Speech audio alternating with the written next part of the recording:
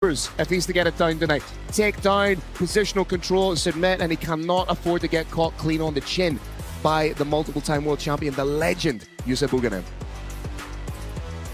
Here we go, Brave Nation! This bout is 3 5-minute rounds at a catch weight of 72 kilograms.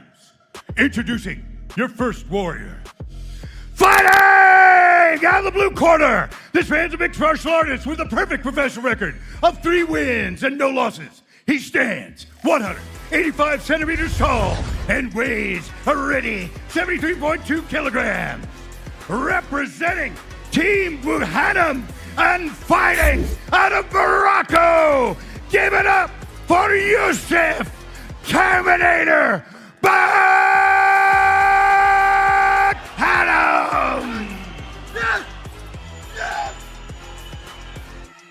And his opponent, fighting out of the red corner. This man's a mixed martial artist with a professional MMA record of 1 win and 1 loss. He stands 180 centimeters tall and weighs a ready 71 kilograms.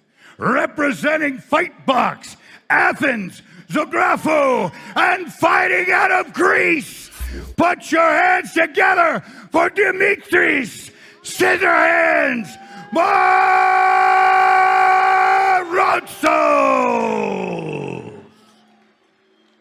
Your referee is Mr. Murad.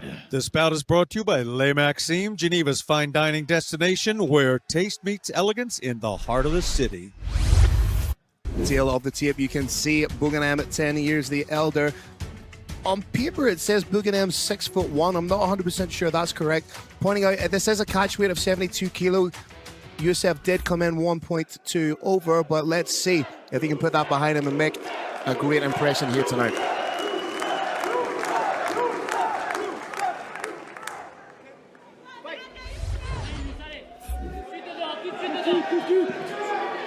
You can already see the stance of Buganem is a little bit wider than in earlier fights. Perhaps adapting and evolving as an MMA fighter. Dimitris, very smart, Brave Nation. He's popping in and out, in and out. This is not the usual style in Muay Thai at all. Throwing something at Buganem that he's not used to. Constant feinting, constant in and out. You know, very much in the being contested on the outside. I think the first big shot from the first big leg kick. Oh! Even just a whip on that. That's smart from Phil, that kick hurt.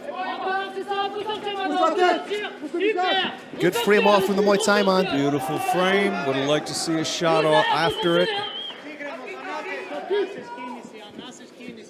Decent lateral movement from Morozos.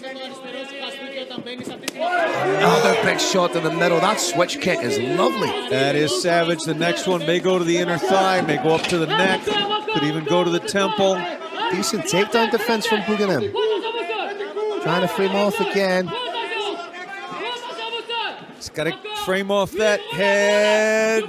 Big takedown. Good use of the wizard though from Buganem. Needs to get his hands out of the cage. Needs to get his legs wider apart. There he goes. He's got his running man stance now. Needs to pull up a little bit more in that overhook on that whizzer.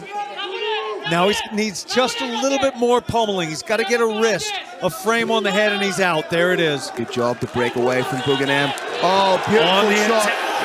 Oh, he's landing some big knees to the body. Beautiful elbow. Moroccan fire here in the Brave cage. Needs some work from Morozos to break that tie clinch. Oh, knees in the body. That is nasty from Buganem. Beautiful work on the body. Trying to get in on the single.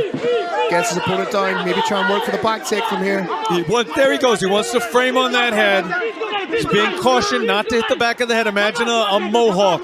Brave Nation, you can't hit there. There's the takedown completed by Morozos. Not for long.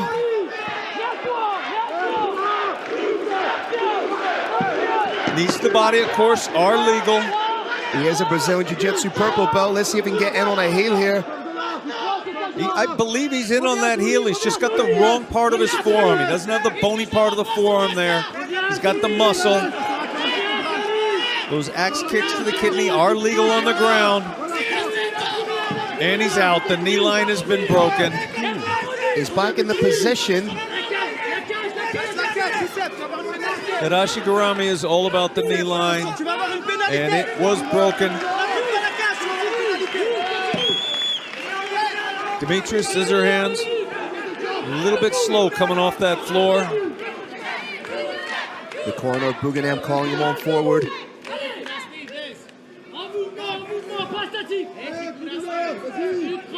Well, Rotsos looks like he doesn't really want to engage, Carrick. Yeah, I think it was a liver shot.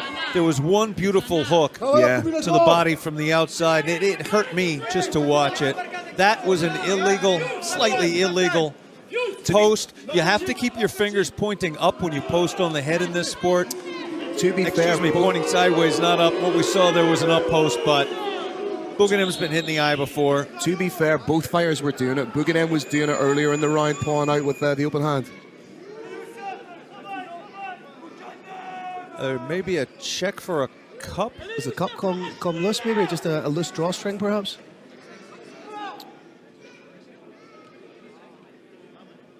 I do not believe that Scissorhands minds this little break here. I think both fighters were warned about keeping the hands out. He's being warned about grabbing the cage. Should he grab the cage again, surely that's a point deduction after a stiff warning. Moirotso's trying to get in and out.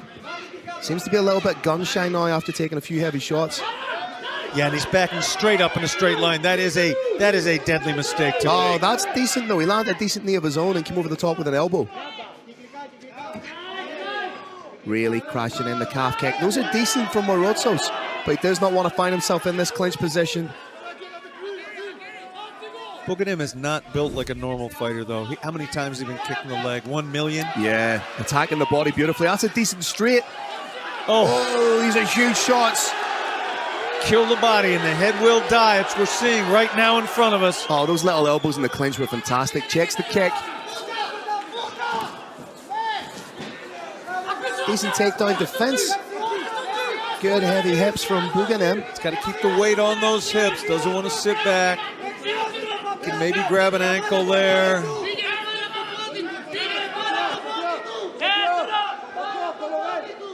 Buganem seems content to hold this position.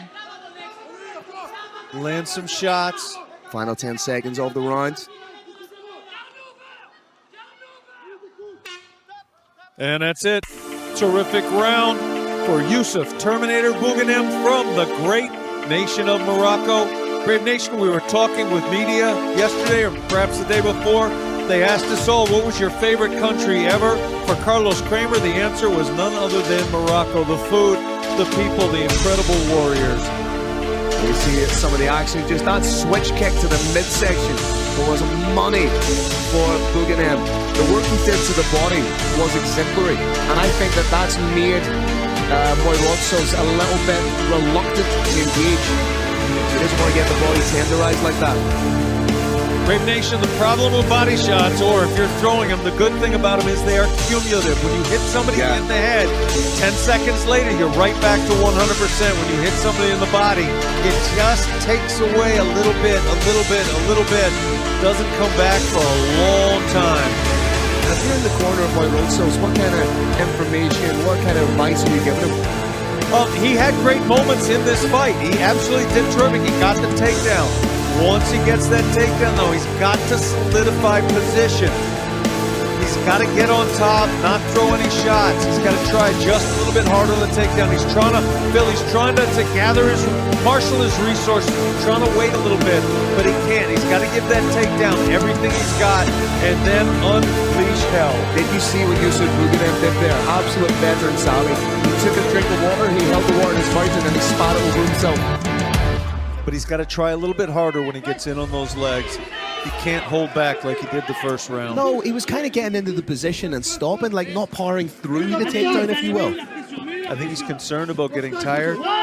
Being tired with Yusuf Buganem throwing shots at you is the definition of terror. But he's holding his own in the striking, which is good to see. You know, he's absorbed a couple of strikes, but he's also landed some decent short elbows. As you said, we are looking at a complete mixed martial artist. Able to wrestle, good submissions. Kick everywhere, strike everywhere.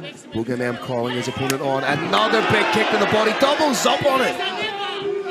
Once you've hit somebody, Brave Nation, once in the liver, if they drop their elbow down, you kick into that forearm, it hurts. It hurts the liver right through a block. Morozo's trying to move in and out. Exchanging knees with that tie clinch. Oh, beautiful switch of the hands into the elbow. Bughan M really starting to turn it up. He's looking for a finish here. The keys to victory had a warning. Do not clinch. Yeah, just avoid the clinch at all costs. You're looking like, people forget, Muay Thai is a grappling art as well. That clinch is essentially grappling. So if you get an expert in that, you know, it's borderline inescapable. Yeah, Scissorhands wants to stay in the outside, use those long limbs, land some kicks. He does not want to have his back near that fence. Oh, he got caught with a huge shot there. I think he's been rattled a little bit. Tried a Superman punch, still's got some pop in him. He can't be on that fence. Those elbows from Bughan M. And I love that Bughan M isn't crowding his work. He's hurt bad, Phil. Yeah. He's looking for the takedown, but not with anything. Big knee to the head. Big knee to the head was available there. Bughan M wisely keeping that foot on the far hip, not the inside hip. Oh, digs into the body. Big deep breath. He's hurt him there. Oh, he's destroying the body. That body is just wrecked. You get the feeling that Bughan M, if he wanted to, could finish it in this round.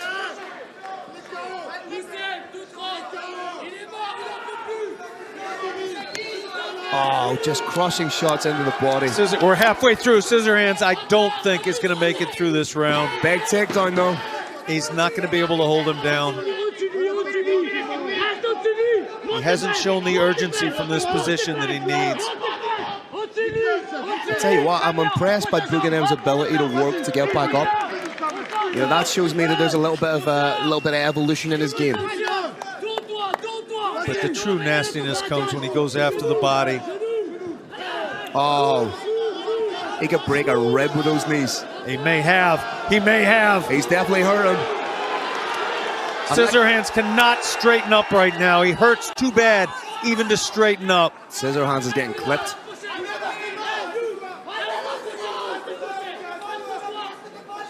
Yes, he's scoring the takedown, but he's scoring the takedown out of urgency. It's a panic shot rather than one he's set up and being proactive with, if you know what I mean. He's got head height superiority, but he gave it up. Oh, just brushed off by Bughan M. Referee calling Morozo's back to the feet. Oh, this is just it's turned into a little bit of a one-sided beating. Yeah, this is just destruction and destroy right now. Oh, the steel throws him off. That's it. Morozo's no longer in this fight, Phil. Yeah. You know, he gave it a good go in the first round, but I think he's burnt out. I don't think I think he got burnt out. Those body shots are just the tank. Yeah. Tank got drained by knees, hooks, straight shots. Yeah, the shots he's throwing, like, credit to him, he's throwing shots, but there's not a lot of zip or pop on these. And right now, he's not even implementing any kind of movement. He's just a prone target. This is when Bughan M stops going after the body and lets the hands go to the head. Oh. 1, 2, 3, then the hook. Multiple uppercuts, seconds left. Man, Scissorhands is a dog. Yeah, He's got no quitting him. Is he too tough for his own good, though, Carrick? Because I don't think we're going to see a massive switch or a massive sway in momentum in this fight going into the third and final round. Yeah, at the very, very least, we are looking at a 20-18 fight. Thank you, RDX, for this replay. Carrick, I don't know if Morozo's even going to make the call for the third round here. Like, look at the body language. He looks He looks completely exasperated. His corner is trying hard to fire him up. They're massaging the legs. They're screaming at him. The referee's taking a long, hard look at that corner. I think he might have called it. It does not look to our eye like Demetrius is too keen to keep fighting. And it's all over. Demetrius wants to stay fighting. There it is. I think that's the right call. We said at the end of the round, would it have been smart? Well, what did Demetrius need to do? There wasn't a lot he could do to go in there and essentially get beat up for a third round. If the corner has pulled him out of that, I think that's a great shot. I'm not sure if it was the corner that did it or if it was the referee, but in either case, Phil, I am happy it went that way. Demetrius Scissorhands, Moirozos gave it everything he got tonight against arguably the greatest Farang Muay Thai fighter of all time. It was not enough. Yusuf Terminator Buganem, great nation of Morocco, is ascendant. See the corner of Scissorhands speaking calmly to him. Will be in the cage for the final ceremony. He has exited Brave Combat Federation cage and the WNC cage. Fabulous co-promoters here tonight at Brave Combat Federation 94 in beautiful Geneva, Switzerland. We've got a fantastic fight coming up on Friday, the 30th of May. Live from Tenerife, Spain, we have got one of the best cards that we have ever put off. In the co-main, we've got Jose Shorty Torres, and in the main event, we've got hometown superheroes, Duque versus Homemade. Again, that is Friday, 30th of May in Tenerife, Spain. Brave CF 95. All right, Brave Nation. What an incredible battle inside the Brave CF WNC cage. Give it up for both fighters. After 2 rounds, red corner was unable to continue. Your winner by TKO, Yusuf Terminator Buchanan!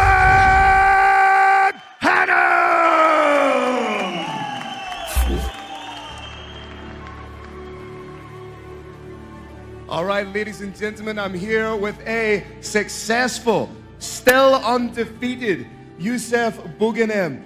Yusuf, we could talk all day about the things you've achieved in Muay Thai, but right now, you're a mixed martial artist. Talk to me a little bit about your journey in this new sport of MMA.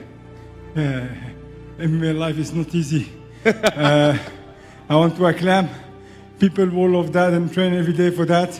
And quite no light, but they still train until the day of the fight when we can hopefully have some light. So I want to also acclaim my opponent. He's a good one, he's black belt, and he's world champion in recreation in podcast. It's not something easy. It don't look like what fighters do. Sometimes they do a lot in silence. So for me, big respect for all fighters around the world. And thank you to Brave for the chance, because not everyone have my chance and chance of Brave fighter here. So thank you for Brave for giving a chance for fighter like me. Thank you so much. Your work to the body was incredible. You were using beautiful kicks to the body, beautiful shots to the body. It feels like to me you broke him in the second round. Could you tell that he was starting to fade? Okay, it look like trash talk what I will say. But today you not see the real Yusuf. 2 times I was intoxication in my stomach. I was very difficult to lose weight because I have to upcoming the weight, I lose the weight. I fight quite sick today. I was hurt in stomach and I forced myself to fight because for me it's my fight. It's against me before my opening. So all time I fight against myself. I advise everyone in the world to fight against themselves. And if they win or lost, not worry. Thinking about people around the world who have homeless, don't have house, don't have chance, like Palestine, Congo, when around people around the world. Please, we keep walking. A lot of people around the world don't have our chance today watch fight and to welcome Brave in Switzerland, like any country in the world. Not every country is the same. Fight for a better world. Fight for something better in the world. Thank you. I fight for that. I fight for make myself better and make everyone better in that adventure. Thank you for you, brother. Well, that's an absolutely beautiful message, Youssef. I think that's a great place to leave it. Congratulations, sir, and we cannot wait to see you inside the Brave Arena again. Thank you. I love you and I love Brave. Ladies and gentlemen, give it up one more time. Youssef Bouganem!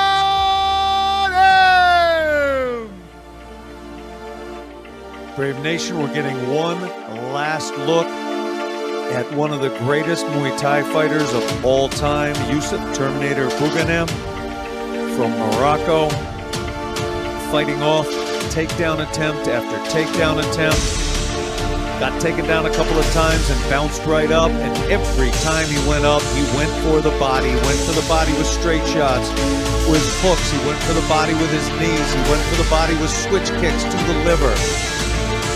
And in the end, his opponent, the valiant Dimitris Scissorhands Marozos, was unable to come out for the third and final round of this, the fifth fight in our 8-fight card here tonight at Brave CF 94.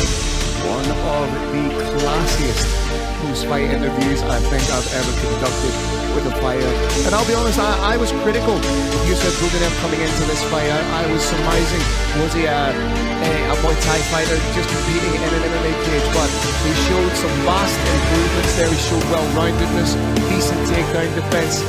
You know, I'm excited to see what potentially at 35 years of age his ceiling could be in the sport. Right now I'm feeling like his ceiling is anywhere he wants to take it. His elbows to the temple. That investment to the body was incredible too, Kieran. Just follows it up beautifully with his shots up to the temple.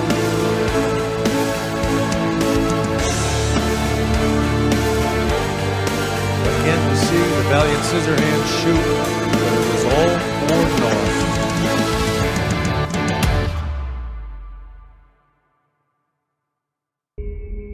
Coming up next, grappling pressure meets knockout power.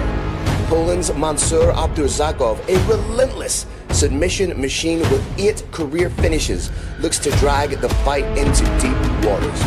But Alex the Killer King Lahore of France is a 5-time champion with thunder in both hands. 2 dangerous men, 1 cage, no second chances.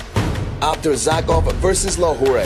Poland versus France. Super welterweight violence is just moments away. All right, Brave Nation, let's keep our historic night going with Brave CF 94 and the great WNC Switzerland. You've been incredible! Let's meet our next 2 warriors. First up, please welcome, representing Great Britain top team and Mandela BJJ, and fighting out of France, please welcome Alex the Killer King Lahore!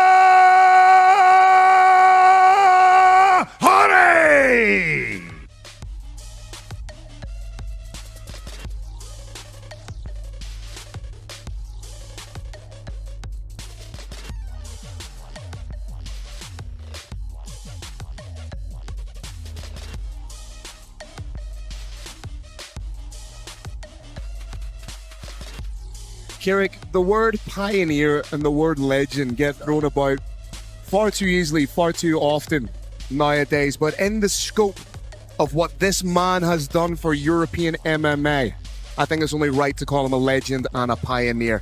Alex Lahore, representing GB Top Team and Mandela BJJ. 25 wins as a professional, 20 finishes, 13 in the very first round. He has won 5 regional titles, one of them being the Bama title, which, as I alluded to in the earlier opening segment, that at one stage was considered the apex of European MMA. How good is Alex Lahore, and how important is he to European and now global MMA? You summed it up in one word, Phil, when you said legend, but there's layers to this gentleman. A lot of people in this game fight because they have to. He fights because he loves it. He had a great job, high-paying job as an IT, discovered mixed martial arts, and he's done it ever since at an extremely high level. For me, he holds the distinct striking advantage. He is 2-0 in Brave Combat Federation, one of those wins being over the former champion, Marcin Bandal. There's been a little bit of back and forth between Alex Lahore and Eliezer Kubanza. So down the road, hell, what a fight that would be. But right now, all his attention has to be upon Mansour Abdurzakov.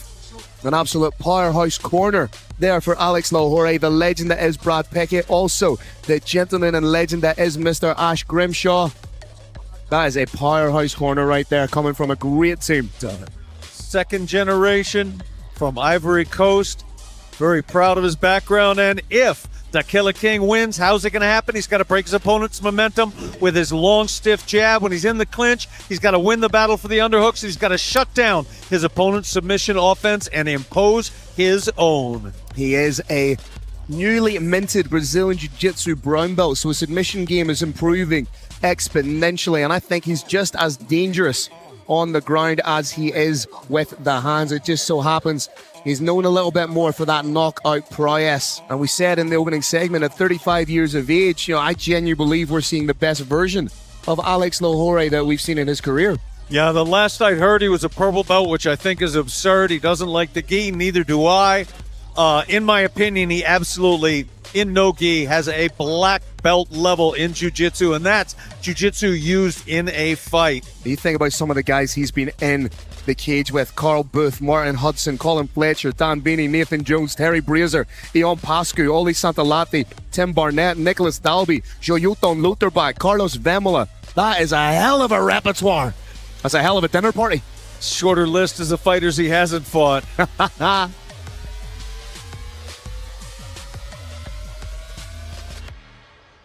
And now, we welcome his opponent, representing WCA Fight Team Warsaw, and fighting out of Poland. Give it up for Mansour Bars Abdurzakov!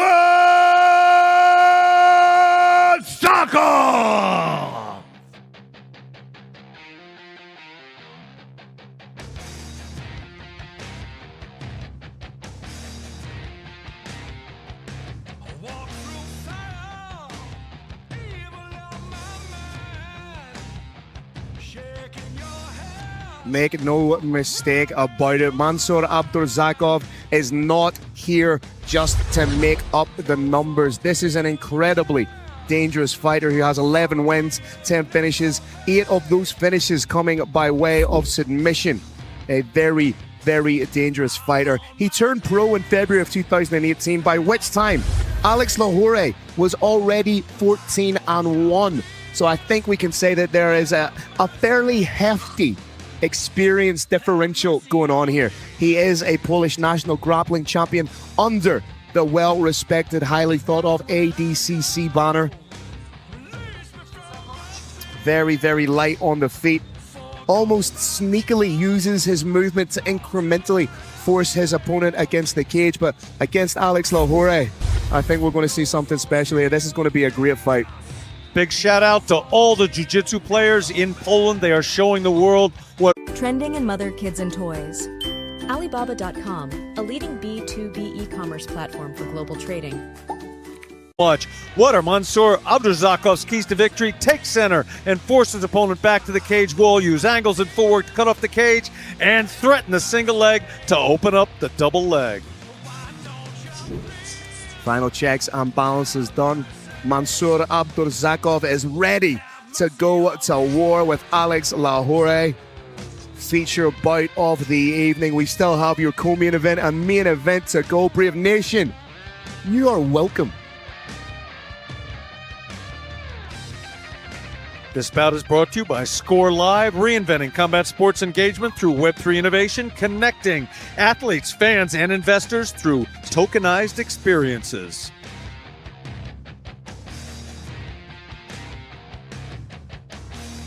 Here we go, Brave Nation! This bout is 3 5-minute rounds in the super welterweight division. Introducing your first warrior, fighting Fighting out of the blue corner, this man's a mixed martial artist with a professional record of 25 wins and 11 losses. He stands 185 centimeters tall and weighs a ready 79.4 kilograms. Representing Great Britain Top Team and Mandela BJJ, and fighting out of France, give it up for Alex, the Killer King, La Hardy!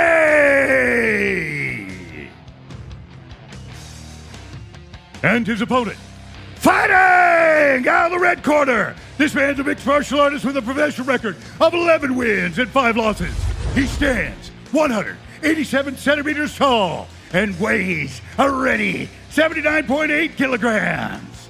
Representing WCA Fight Team Warsaw and fighting out of Poland, put your hands together for Mansur Bars Abdurzakov!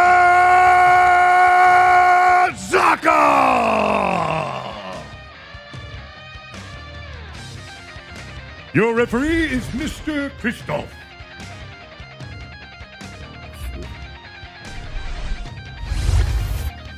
Tail of the tape, ladies and gentlemen. 35 years of age is Alex Lahore. Little bit of a reach advantage. You can see the experience has more than double the amount of fights as his opponent. We're about to get things kicking off. This is your feature bout. Brave CF 94 live from Geneva, Switzerland. Phil Campbell, Carrick Janess on the call. What did Mr. T say when he was asked for a fight prediction? In one word, pain. That's my prediction right now. Nasty oblique kicks. You always have to be careful with Lahore in the opening stanzas. Like we said, 13 of his finishes coming in the first round. He is a specialist in getting guys out of there inside the distance. Very smart of Boers to try and compensate for the little difference in limb length. Boers, where have I heard that nickname before? Boers. Got to be a bad man to take that one. Very fast combination. Snap kick to the body, jab to the head. And again, that oblique kick is landing. It's smart if you think about it. Trying to take out that lead leg, that in and out movement of Lahore means he can't really sit down on his punches, especially the jab. Hey!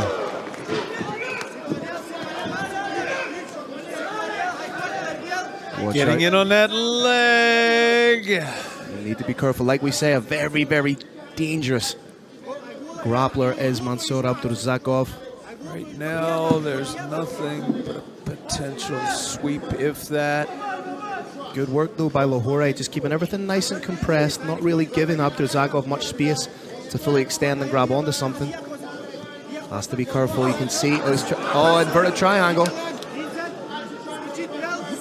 Phil, that is not loose. It's not loose, but also there's no. He needs to bring that arm across the body a little bit more. He's maybe going for a key lock here. May go for a straight arm bar. Especially at this stage of the fight where they're both dry. He's doing a good job trying to pull that arm across the body of Lahore. Yeah, that arm is slowly edging up. Brave Nation, the shoulder of Lahore is getting driven into his neck.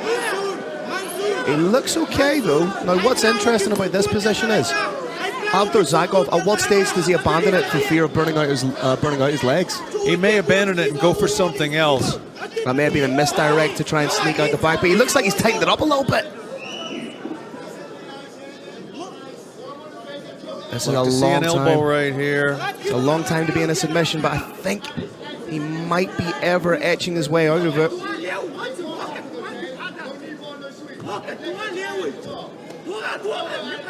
Lahore's got to keep that. He's got to keep his posture. Cannot let himself get bent forward.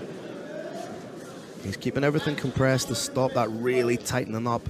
But again, he's showing a veteran level of calm and poise here, isn't he? Watch that foot, Phil. It is just slowly coming apart. That foot is no longer tight under the knee. You can see a little bit of a gap. You can see a little bit of daylight between the legs.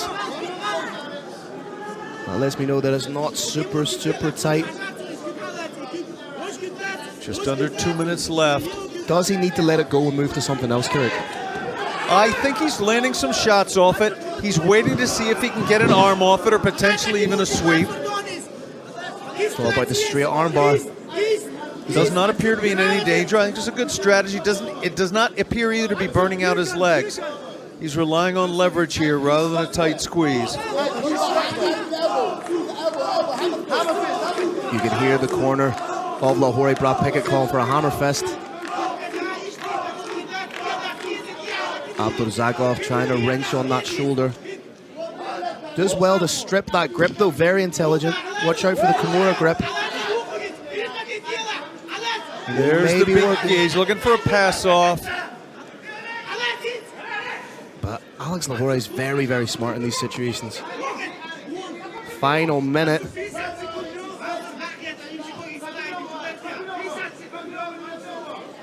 A little bit more of a squeeze being put on now by Abdurazakov. Yeah, he's having to employ a lot of energy though. If we get to round number 2, his legs are bound to be spent. Yeah, and he's not flexing that left foot either. It's starting to come apart. He's repositioning. Oh, big elbow.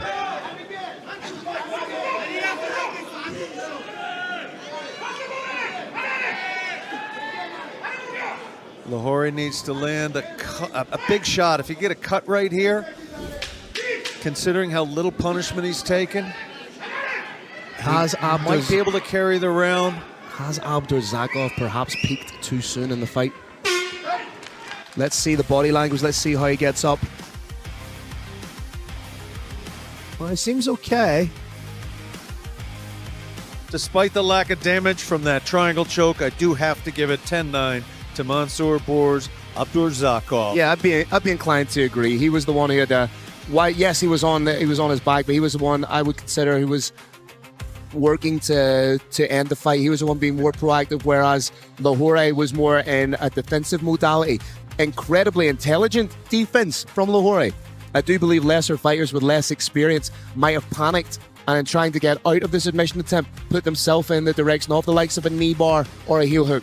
Absolutely. I said I thought this was a black belt in jiu-jitsu, and the jiu-jitsu that we were looking at here, and certainly that defense backs that up. Former Brave alum Hussein Kadimagomayev in the corner of Abdurazakov. Shout out Lamont Bours. Lahore always seems to come from behind a little bit in his fights here in Brave. Gets back a little bit, stays totally calm, and turns it up as time goes on. He is staring a hole through his opponent right now. Someone tell Alex Lahore it's okay to blink. Outside of the cage, one of the loveliest men you can meet in MMA, but inside it, nasty. There's that long jab we talked about. Let's see what the takedown defense is like. Good. Alex, when you catch spin off the cage, buddy, you have the wrist to spin off the cage. His hands are not together. His hands are not together. Alex, don't throw knees when you're just trying to get yourself off. You can hear the corner telling them not to throw knees, to try and think about stripping the grip, breaking away. Very, very sound advice. This is not a time to strike. Push off the cage and circle. Don't grip, Michelle. Don't grip. A little bit of a cheeky cage grab from Abdurazakov. Do not let him his hand. He's trying to do a single. He may switch into the single. I think those hands are connected. May try and run the pipe on it, but good defense being exhibited here by Alex Lahore. Pulling that arm up. I think he's got to get his legs a little bit wider apart. Yeah. He's got to turn his body a little bit, and he's got to pummel in a little bit more with his right hand. Then he can get out of there. That was nice. That was a nasty elbow. Bours is going to be lifting that head way higher. And in doing so, to defend or negate that threat of the elbow, he brings himself further up, which is where Lahore wanted to bring the arms.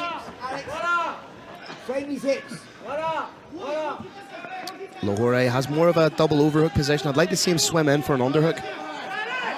Get a little bit more leverage, because if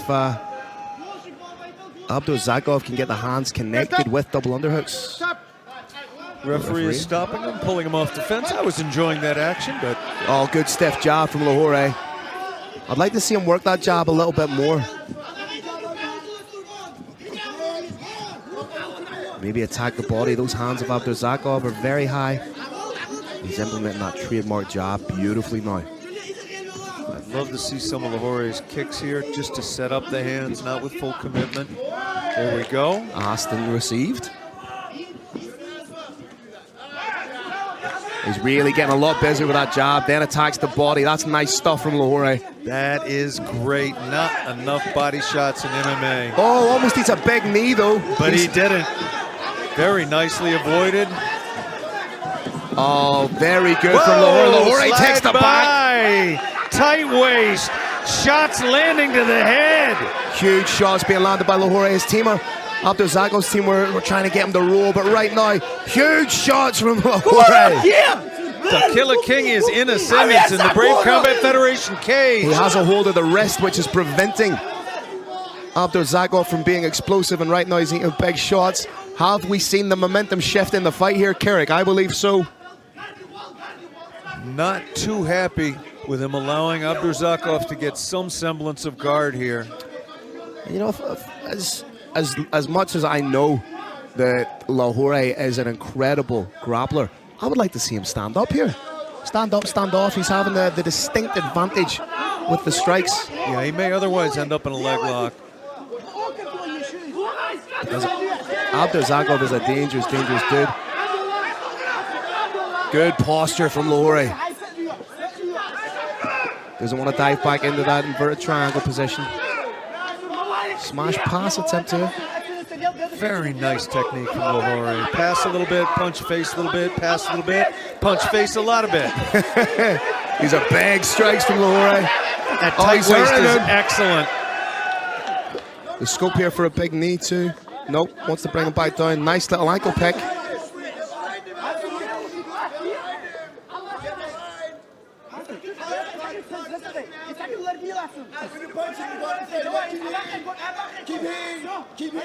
Again, big strikes being landed by the 5-time MMA champion. Excellent technique. Elevating that knee that way requires very little energy. Takes a lot to break. Great ankle pick again, you know. Every time we have seen Lahore inside the Brave cage, we're seeing constant evolution. With that head on the ground, if he lands a hard shot, it's gonna hurt, Phil. Oh, these shots that he's sneaking in under the armpit, trying to take the back, trying to work for a rear naked choke with 30 seconds left. More of a face bar, but he's got a short choke. He's trying the other side. Not able to get that second hook in. May even get reversed. Eyes on the back still. 10 seconds to go, but still a statement made. This fight was being sold as striker versus grappler. Right now, it is the alleged predominant striker who is doing some incredible stuff on the ground. He did punch his opponent in the face about 50 times before then.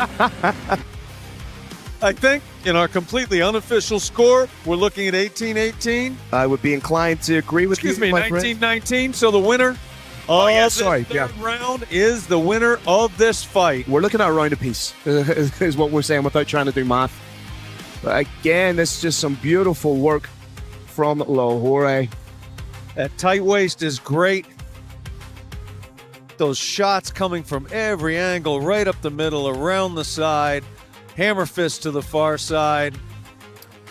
Terrific technique. This was a good time. Not too much time left, so if he got reversed, he was okay. If he ended up on bottom, he made his statement. Really, really good timing for that submission attempt. Of course, it wasn't successful, but one of the key points in the fight, or what I believe may have been the genesis for the change in the momentum, was how much Abdurzakov put into that submission in round number 1. Yeah, he's trying hard to shake those arms out now. Legs likely feel the same way. Round apiece, ladies and gentlemen, all to play for. Lahore is showing just how well-rounded he is, because we've really only seen him knock people out in Brave Combat Federation. Now we're seeing his well-roundedness. Wow! Oh, he's putting everything into these shots. Abdurzakov trying to get in on a single, but in doing so, needs to be wary of the neck. Ninja choke potentially coming here. Can't quite see from this angle.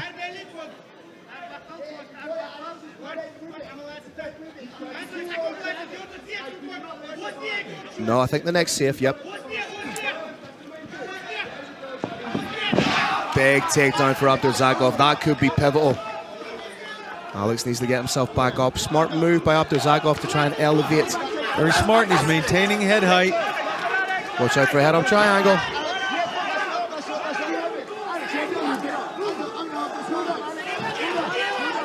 Lahore doing everything he can to get back up. Lahore rising. This position is exhausting, though. Need to make sure that there's no grip of the glove or no grip of the shorts there from Abdurzakov. There's no choke there. There's no choke. Abdurzakov trying to get in the back, but he has no hooks in place. Again, if I'm Lahore, I'm doing everything I can to disengage out of this position. There's a little bit of a backdoor escape there for Lahore. He has those double underhooks. 10-finger choke perhaps here from Lahore.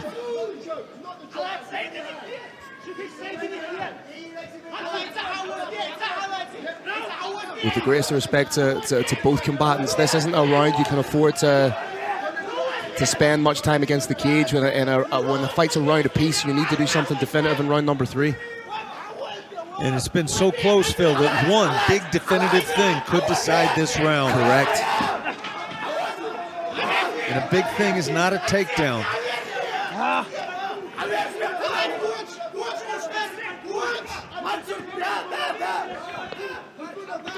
Trying to shelf a single leg, not usually that successful.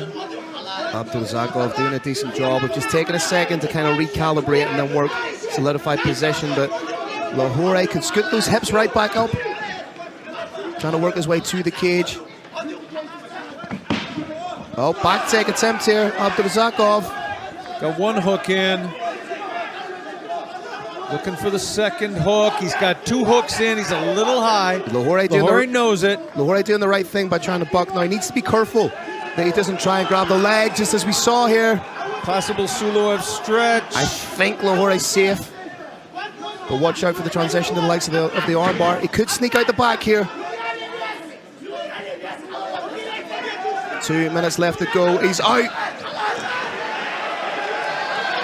Here comes some knees. Here comes some uppercuts. Comes some hooks. 2 minutes left. It is imperative that Lahore cause damage right now. That's exactly what he needs to do. Abdurzakov has established. Oh, big takedown. And has that wrist control with the free hand. He just needs to punch. Got to keep that weight back. Can't get too high.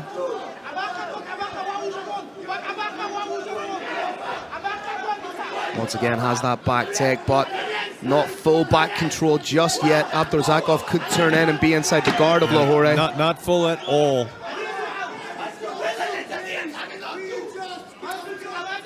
Hussein Kadimagomayev apoplectic in the corner of Abdurzakov, but full back mount. Just over a minute remains. Oh, these are huge shots from Lahore. Big shots to the temple. When that head is on the mat, it hurts all the more. Referee taking a long, hard look at it. He's flattened them out. Potential gift wrap coming up. There it is. I'd like to see some elbows from Lahore as well, just to punctuate it. But he's doing a good job. Just the frequency and output here is fantastic from the big man. That wrist control preventing. This, Phil, is what you're supposed to do on the ground in mixed martial arts. You don't spend 2 minutes hoping a submission opportunity comes. You strike and strike and strike, and that's it! The Killer King! Wow, one of the most impressive performances in the career of Alex Lahore. Well-rounded from start to finish. Showed that he can mix it up with just about anybody on the ground. Outstanding work. Proudly flying the flag of GB Top Team is Alex the Killer King Lahore. And thank you, RDX, for one last look at this bout. We see the long jab. This is where the Killer King turned it up. Looking hard for the takedown. And I do believe at this point, Mansour Bours, Abdurzakov did not have anything left. The referee, clearly seeing no intelligent defense, very wisely stepped in, stopped that bout and your winner, Da Killer King. Now you know why they call him that. Alex Lahore. Phenomenal fight. The only question in my mind right now, and I shouldn't do it, but is there a title fight next? Certainly, Da Killer King made a very, very good case for it. Whether it's for a #1 contender fight or it's for a title, I cannot wait to see Da Killer King back in the Brave Combat Federation cage.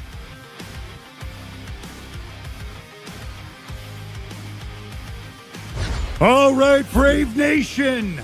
This exciting bout comes to a dramatic end at 4 minutes and 37 seconds of the third round. Your winner by TKO due to strikes, Alex Da Killer King Lahore!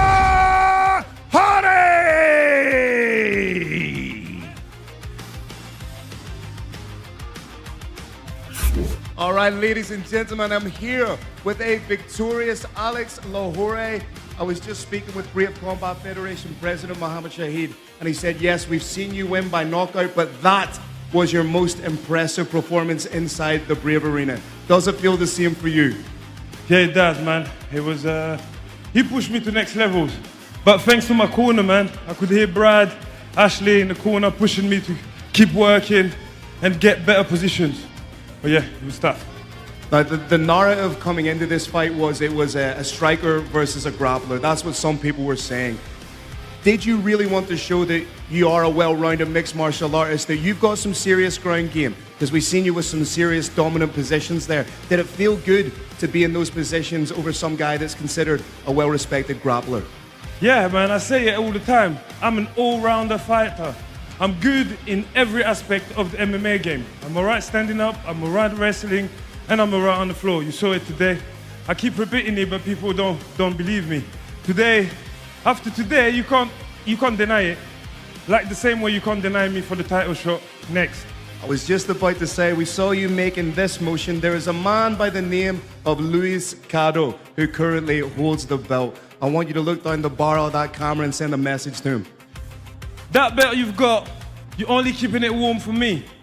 Get well and let's get it done ASAP. Yeah?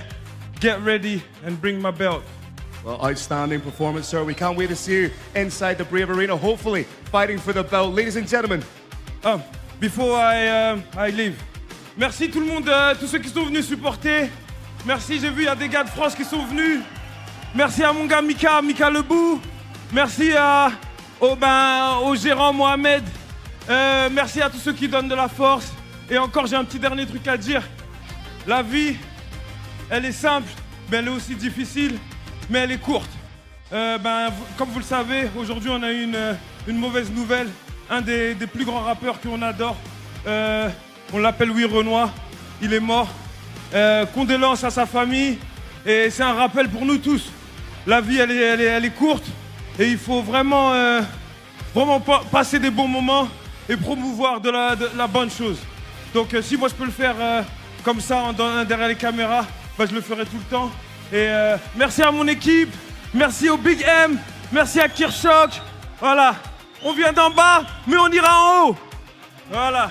Ladies and gentlemen, give it up one more time. Alex Da Killer King Lahore!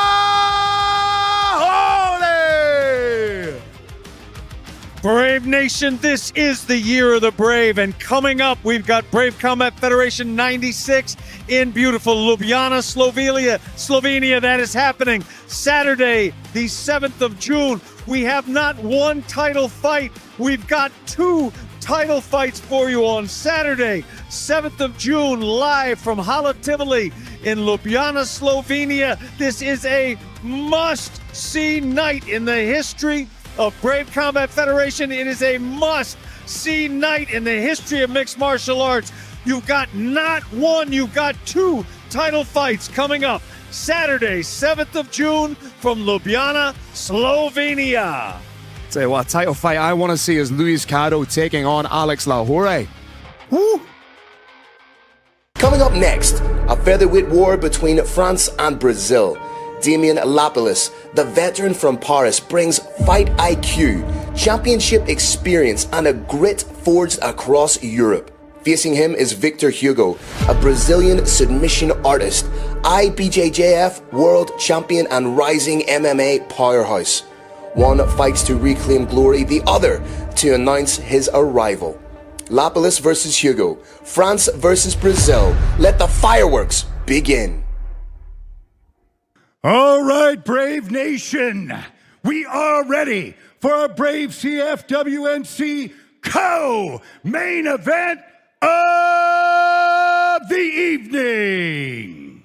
Let's welcome first out of the blue corner, representing Astra Fight Team, Balneario Camboriú, Santa Catarina, and fighting out of Brazil, please welcome Victor Striker Hugo!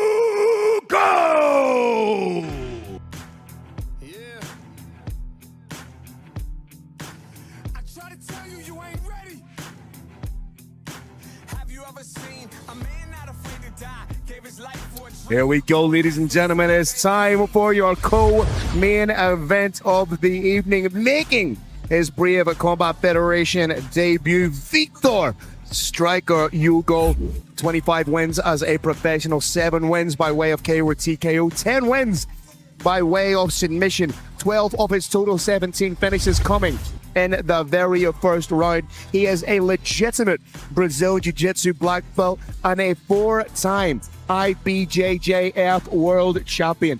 Kirik, this young man on paper should be wearing a championship belt. Is that something you believe he can achieve here in Brave Combat Federation? I sure do, Phil, and I think he can do it. I think he can do it quickly. People talk about having a black belt in jiu-jitsu, and it is an amazing accomplishment for a mixed martial arts fighter, but there are levels to this. We're going to talk about him in a sec, but right now his keys to victory: impose a strike superiority from the start, mix ground and pound to open up submission opportunities, and set up looping overhand right with his launching pad jab. Now I want to talk about that black belt. He is a 4th degree black belt under Shanji and Saulo Ribeiro. Wow. There are levels, and he is at the highest level. A former world champ. I do believe he's going to realize a 2nd world championship in mixed martial arts.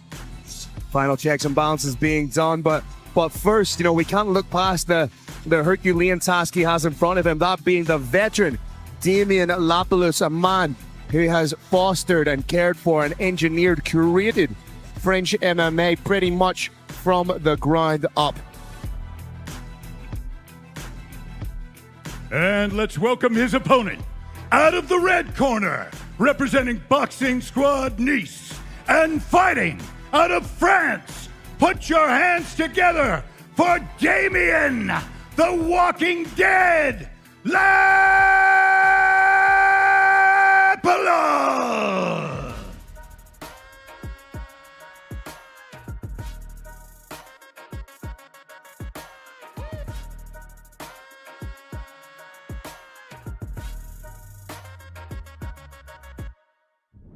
Look at me now, I'm out of control.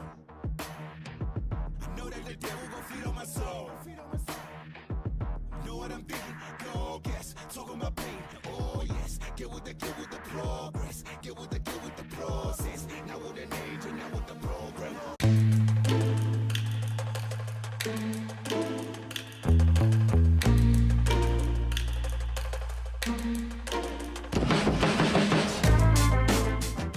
And I believe one of the characters Probably exponentially higher. I would say he's maybe in and around 55, 60 bouts total. 35 years of age, a former BAMA champion, actually defeated Amin Ayub to win the Aries title, but however, that was revoked due to a doping infraction.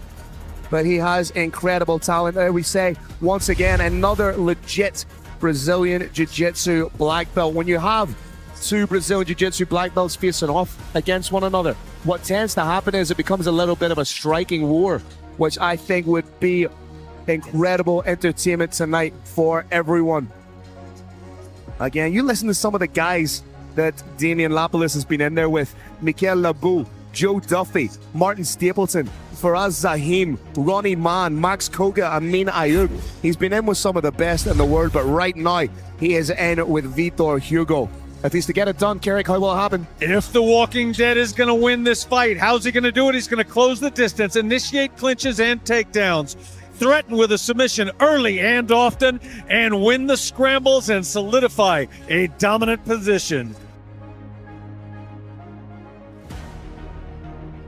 Quick reminder, powering everything tonight is KHK Media Group, your global media solution and the driving force behind world-class combat sports entertainment. How crazy is it that both these men are making their Brave Combat Federation debut? Over 70 fights between them, but right now it is all about who can be the dominant force in the Brave Combat Federation featherweight division. This is your co-main event. This is Brave Combat Federation 94 in partnership with WNC live from Geneva, Switzerland.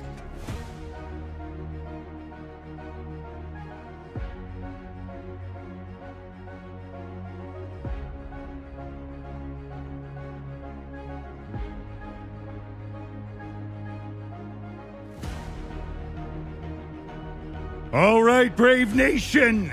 This next battle, our co-main event of the evening. 3 5-minute rounds in the featherweight division. Introducing your first warrior. Fighting out of the blue corner. This man's a mixed martial artist with a professional record of 25 wins and 5 losses. He stands 171 centimeters tall and weighs a ready 67.6 kilograms. Representing Astra Fight Team, Balneario Camboriú, Santa Catarina, and fighting out of Brazil, please welcome Vitor Striker Hugo! And his opponent, fighting out of the red corner. This man's a mixed martial artist with a professional record of 18 wins, 17 losses, 2 draws, and 4 no contests. He stands 173 centimeters tall and weighs a ready 67.5 kilograms. Representing Boxing Squad Nice and fighting out of France, put your hands together for Damien, the Walking Dead, Lapilus!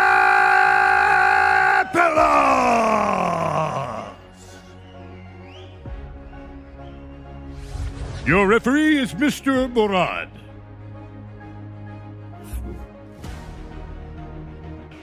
We've got Vitor Striker Hugo in black and blue, Damien the Walking Dead Lapilus in red and black. Tail of the tape, 35, 33 years of age respectively. Distinct reach advantage for Damien Lapilus. It'll be interesting to see if that plays a part. We're about to get things kicking off in your co-main event, ladies and gentlemen. Let's go. Controlled aggression is really one of the hallmarks of Vitor Hugo's fighting style. He almost looks borderline disinterested and then pop, springs forward. He's downloading a vast amount of information right now. Those little feints you see, the level changes. Beautiful broom sweep attempt. He's learning information right here. Lots and lots of it. Does the opponent back up? Does the opponent tense? Do the hands come down? You saw a hand come down right there when there was a feint at a single leg. Oh, beautiful inside leg kick from Lapilus. Thought he was thinking about a spin there. Parlay that kick into a spin, but oh, look at the hips of Lapilus. That was very, beautiful. very impressive. Thinking about the knees. Great work to get back to the middle from Lapilus. Striker right back on it, feinting, drawing information, using it to set up the next attack. He needs to be wary he doesn't walk himself into a big knee from Lapilus.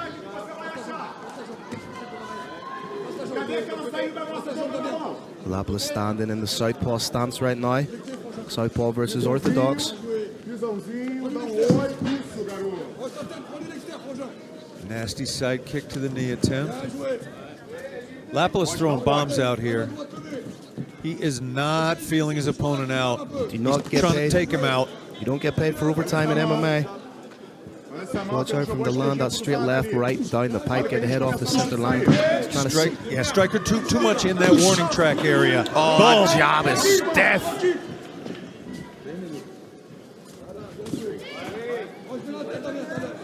He's cutting off the cage very well, creating angles for himself. Like he's trying to get Striker to walk onto either the left hand or the rear kick. Striker wisely not coming in with his hands. He's coming in with that. That kick may have hurt. Oh, tried to get him to walk onto a big kick. Hugo through a spin. Both fighters going for it now, Phil. One shot, either one could go out. Correct. That feeling out process, it is long gone. Big kick to the head, follows up with the knee. Beautiful stuff from Lapalus. We got a 4th degree black belt in jiu-jitsu on the bottom. Beautiful head kick, then parlayed it into a jumping knee. Needs to be wary here. In on the legs, got a knee bar. Doesn't quite have the angle. He's got to get that kneecap facing in. He may switch it off. Back take. We're going to see a hook coming in. There it is, one hook. Lapalus very wisely keeping those hips tight against the fence to prevent the second hook from coming in. If it does, it may be a short night for him.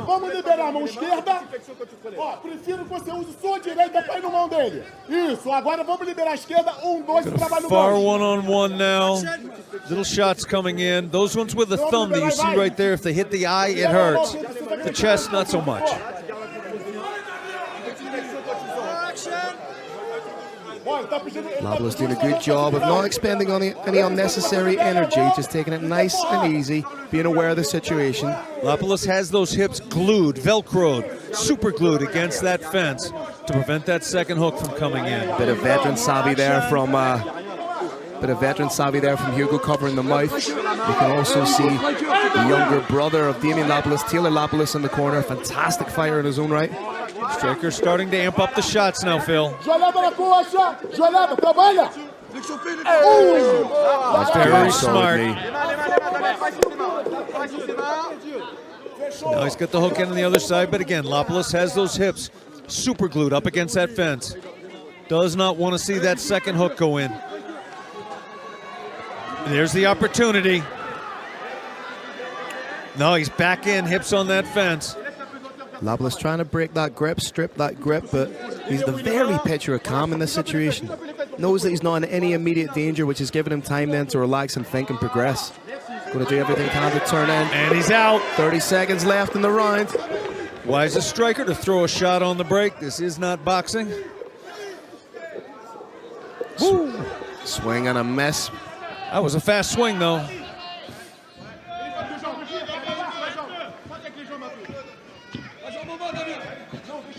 Good job from Vito Hugo to get himself out of that position. He's just a little too close to that fence. Try to rolling thunder attempt. Why not? Why not at the end of the round? So, who do we like in that round, Phil? Do you know what? On the balance of play, I'm going to have to think. I believe the more purposeful strikes were landed by Damien Lapalus. I believe he looked a little bit cleaner. I don't believe he was in danger at any stage.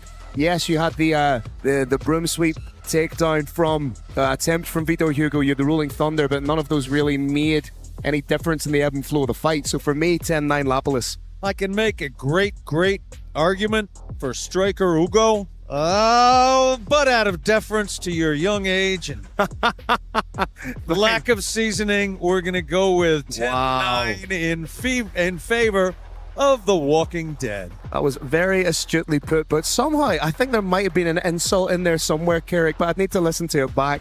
Anyway, we're going to watch back some of the action that we've just seen. Beautiful stuff from both fighters, but again, like you say, you could probably make a compelling argument for a 10-9 to Vito Hugo as well, but for me, Lapalus just seems to be the busier fighter.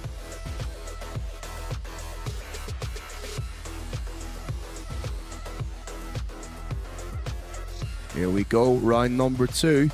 Vitor did promise us he was here to entertain us. That broom sweep, that rolling thunder, sure are doing it.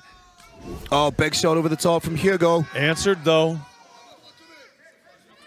You know, both these guys carry serious power at featherweight. Takedown attempt from Vitor and gets it, but Lapalus right back up. In on it again, that time a little bit more emphatically. Lapalus doing everything he can. I like that Lapalus doesn't settle in these positions at all. Striker needs head height here. Constantly. There, now he's got it, but his opponent's up. He's in. Nice elbows.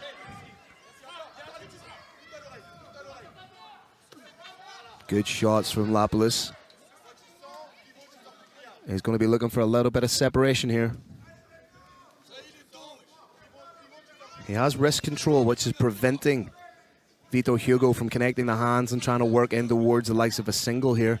He's broken away. He's out. Excellent leverage, excellent technique. Now starting to work the body a little bit. Oh, big shot over the top from Vitor. But Lapalus largely unfazed and unmoved by it. Elicited more of a reaction from the crowd than it did from Lapalus.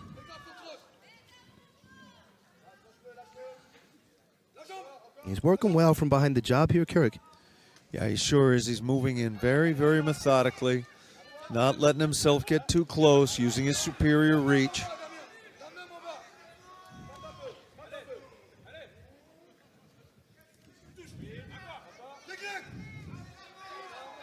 That front kick's very, very good for Vitor. That oblique kick that kind of makes, as a man with bad knees, it kind of makes me cringe anytime I see it being landed. Yeah, that kick will age you. I'd like to see Lapalus start putting the combinations together. He's still landing great with the jab, but stick a straight left behind that. Nice body shot from Striker. I like that jab, but again, I would like to see it. I would like to see it not just be a singular shot, but maybe the starting point of a combination. I think both these fighters, Phil, are such great counter punches that they're literally sitting down and letting the second one go. That's a great point too.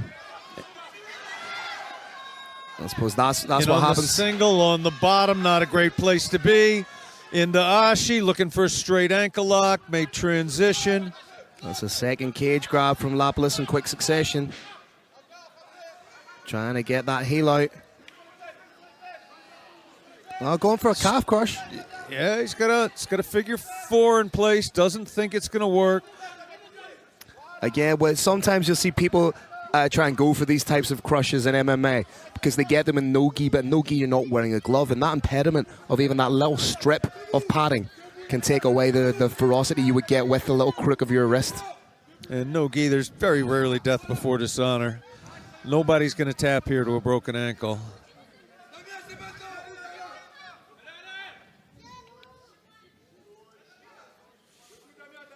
Striker's opponent calling for a 1-2. Wants to see him hit. There's his opponent. Listening to Striker's corner.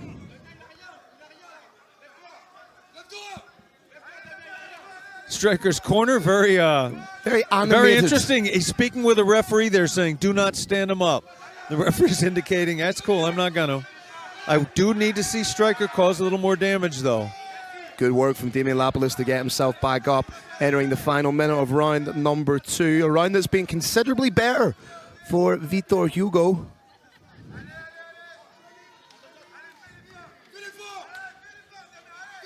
Good head position underneath the chin. Has to be wary of getting that head a little bit too low, though, and getting caught with a knee. Just as I say that, Lapalus thought about firing one up there, tried it. Now he's got good head leverage, very nice technique. Get the head under there. Get a power line from the mat all the way up to the head, throw a shot over the top of it. Looking to get in the legs now. Not likely to go his way. 30 seconds left. Keurig, we could potentially be going into round number 3. Should we get that far, round apiece on my scorecard, very unofficially. Yeah, Ugo's not striking quite enough, Phil. He's clearly winning the grappling portion of this bout, but he's not doing enough with it. The unified rules, the understanding of them has been refined. Who'd you like in that round? Again, it's a very, I could make a compelling argument for either guy in that round, and I know that sounds like a cop-out, but I don't think that round was anywhere near as definitive as round number 2. Or sorry, as round number 1. I agree wholly, but who did you like? Did you like The Walking Dead in that one as well? I'd kind of inclined to go with Vitor Hugo in that round. Great. That was my thought. I broke your way the other time. Yeah. Regardless of whether our unofficial score has any merit whatsoever, and it may well not, this is a very close fight. I think it's too close. If I'm in the corner, because you obviously you want to be honest with your fighter when you're in a corner. I'm saying, listen, this is too close to go to the judges. I think if we're going to win this fight, we need to go out, put it on, get the finish, make it definitive, and become 1-0 in Brave Combat Federation. Yeah, I think Vitor's corner is going to tell him, try a little bit less for those submissions. You haven't gotten real close with one. Try and knock him out standing. Third and final round of our co-main event. Damian Lapalus taking on Vitor Hugo. This to pick up their first respective win in Brave Combat Federation. Walking Dead is a cool character. Stiff jab from Lapalus but then you see Vitor's trying to land that shot over the top, trying to counter. I like Damian's jab too. He snaps it in kind of an unusual way. Doesn't push with it, doesn't drive with the elbow. He whips it out. There we go. Kind of Muhammad Ali-like. Very clean. Oh, beautiful shot to the body from Lapalus. A lot cleaner output from Lapalus here in the early stanzas compared to his opponent. Oh, landed a beautiful shot. This will be huge, Phil, if he can take him down. This early in the round. Oh, dives on the leg, drops down into it. I think that could have been a mistake, Carrick. Yeah, as I said, if I was his corner, I'd tell him, you're probably not going to get the submission tonight. You sure can get a knockout. Focus on that.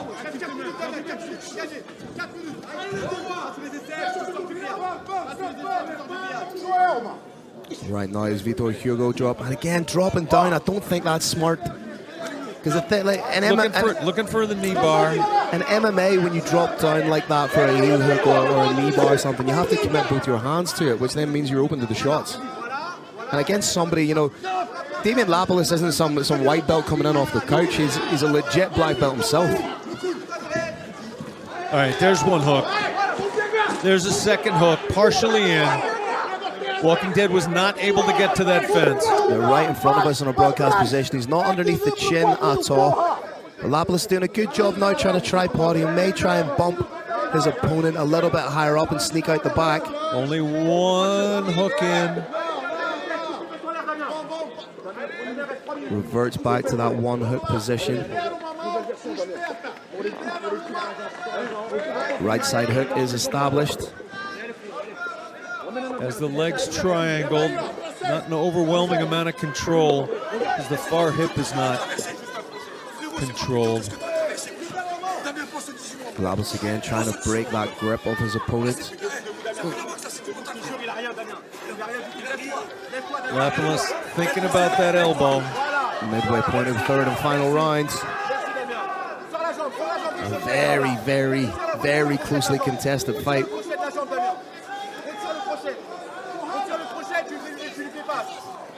He can break here. I think he's able to break here. Although Vitor Hugo still maintaining that leg lace.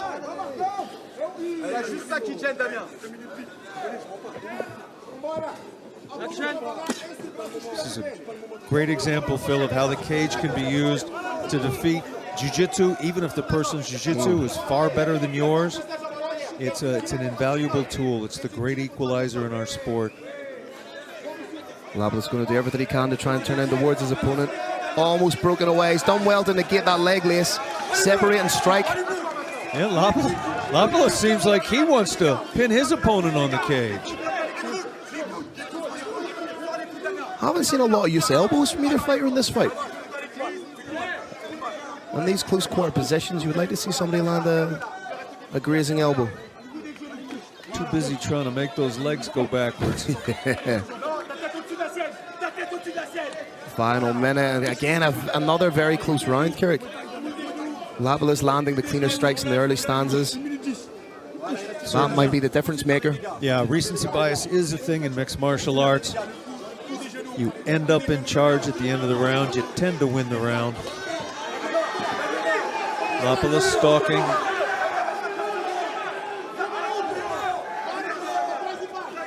Striker setting down, getting ready to counter. Just as we say that, Lapalus fires off another real solid jab.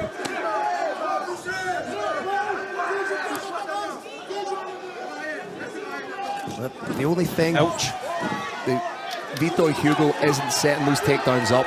He's not using his hands to set them up, which has given Lapalus that extra half a second or so to download the data and react.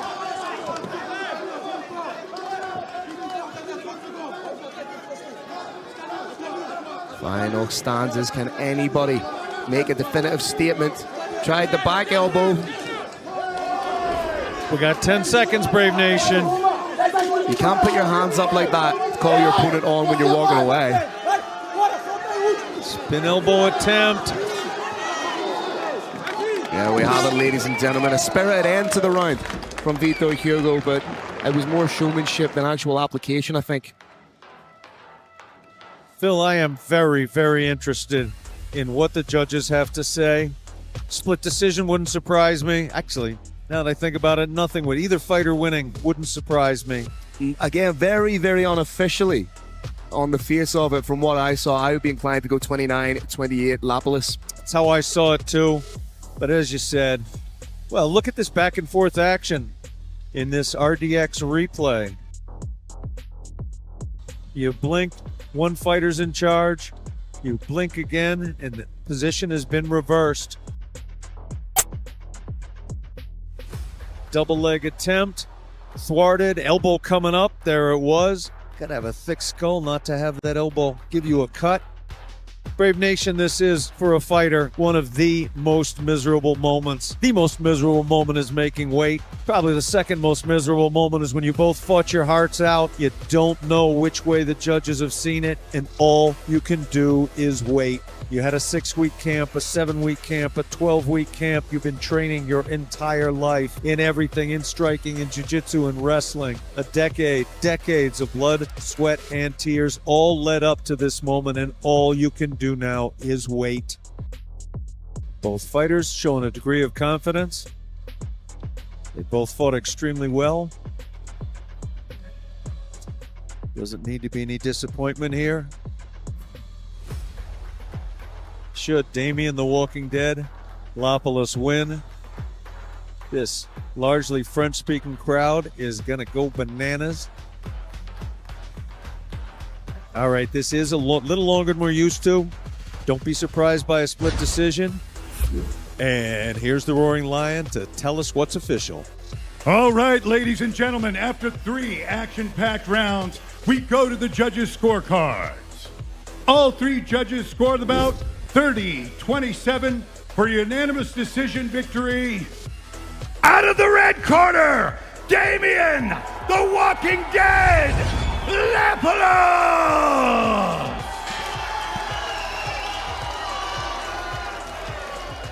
Curiously, we had some boos from the crowd there. We're going to hear from the victor himself momentarily via the Irish Thunder, Phil Campbell.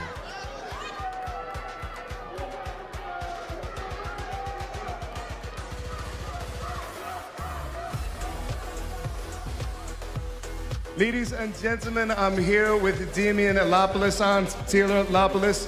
Congratulations on a fantastic performance. How are you feeling? Je me sens très bien. Il faut savoir que je reviens de loin. J'ai eu plein d'épreuves dans la vie. La vie de sportif, c'est pas facile chaque jour. Mais grâce à ma famille, à Dieu tout particulièrement que je remercie ce soir, comme on dit toujours, il sait ce qu'on ne sait pas. Donc déjà, je voudrais remercier Dieu, ma famille, mes hommes de coin qui sont là ce soir, qui m'ont jamais tourné le dos, même dans les situations les plus compliquées.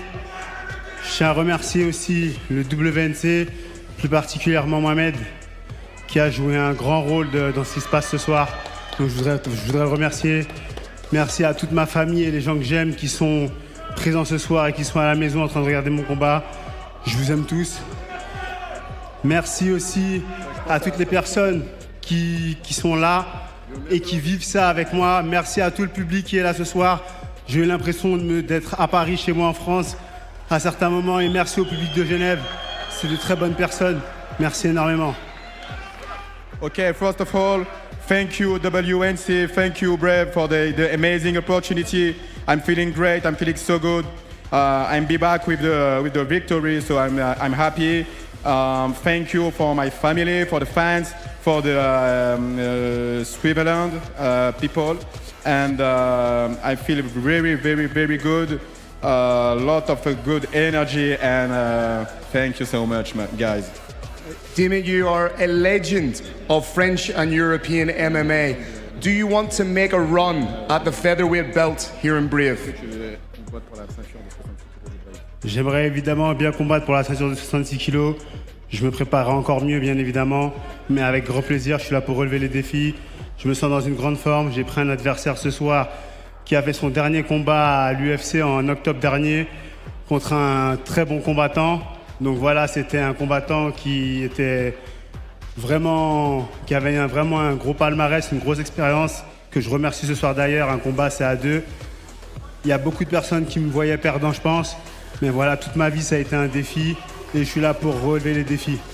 Et comme je l'avais dit pendant le combat, enfin dans les interviews, je pensais qu'il allait striker, c'est Victor Striker, mais on n'a pas vu de striking ce soir, on a vu que de la lutte.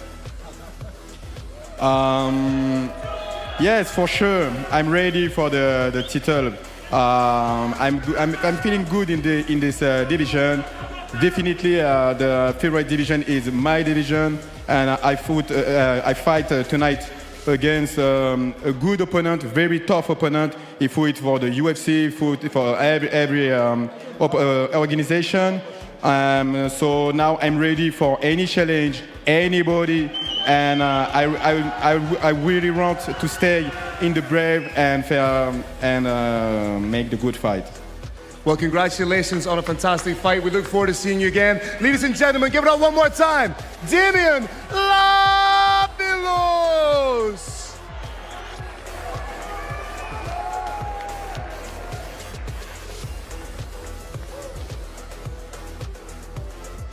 Watch Brave CF anytime, anywhere on Brave TV. Available in the App Store, Play Store, Huawei, Amazon Fire TV, Android TV, Apple TV, or stream live at bravecftv.com. Coming up next, Heavyweight Championship.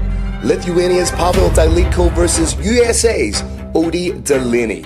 It's Lithuania versus the United States. The champion, Pavel Dalyko, the knockout king, brings raw power and a 100% finish rate. But standing in his path is Odi Delaney, an undefeated American wrestling machine, fueled by purpose and legacy. Striker versus grappler, power versus precision. It's not just a title fight, it's a battle for dominance in the world's most dangerous division. Dalyko versus Delaney for the Brave Combat Federation Heavyweight Championship. Next. All right, ladies and gentlemen. Soak up flexible bookings on the Booking.com app. Enjoy free cancellation on villas, resorts, and more. Book now, pay later. Book with peace of mind on the Booking.com app. Let's meet our first warrior, representing Witness Martial Arts, Pensacola, Florida, and fighting out of the USA. Please welcome Odi, the Witness, Delaney.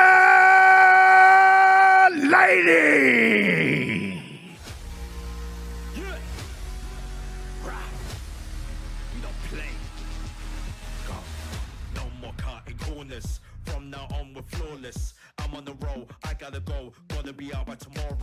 No more plans and scheming, daydreaming. We're on the hunt, we gotta run. Ladies and gentlemen, we all have the distinct pleasure of bearing witness to the witness himself, Mr. Odi Delaney, a wrestling powerhouse born and bred in the good old US of A. NCAA Division I All-American, a 4-time Southern Conference champion, an All-Academy heavyweight champion, and a Hall of Fame athlete at the Citadel Military College. We spoke about his accolades, but more importantly than that, for me, meeting this guy fight week, and I said at the start, I'm friends with Pavel Dalico, but the more I speak to Odi Delaney, the more I learn about him, the more you can't help but root for this guy, Carrick. He is absolutely at the heart and soul of what Brave Combat Federation is all about. He is a good human being. He wants to leave this world better than he finds it. He is not in it for himself. He is here to improve everyone around him, and he is, if he wins. What are Odi Delaney's keys to victory? He's got to take center cage immediately. There, he's got to implement relentless wrestling, and he can't be technical. He's got to make this one a dogfight. And that's an interesting point, because I feel if you let someone like Pavel Dalico settle into his own flow and create the distance, you're in trouble right from the get-go. But if you can get in his face and rough him up, who knows what could happen?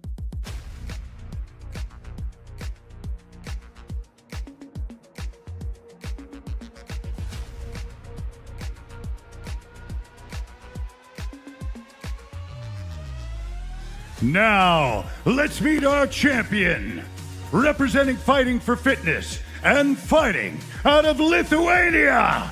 Please welcome the reigning, defending, undisputed Brave Combat Federation heavyweight champion of the world, Pavel the Experiment Dalico.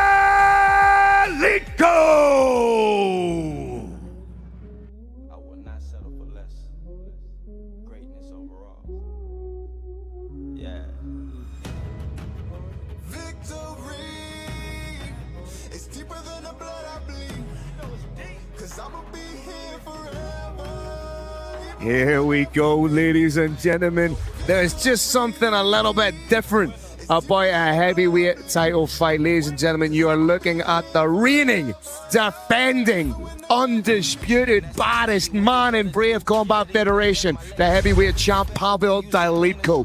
9 wins as a pro, 9 finishes, 8 of those finishes in the very first round. This is a man who we have seen grow into a champion, who now has that confidence, that air, that borderline swagger of a champion. This has Fight of the Night written all over it. You can see from the graphic, all his wins are by KO or TKO. Only fighter in Brave history to win 3 fights by KO or TKO in the same calendar year. He trains with fellow heavyweight champions Tom Aspinall and Phil DeVries. Also gets work in with Mick Parkin.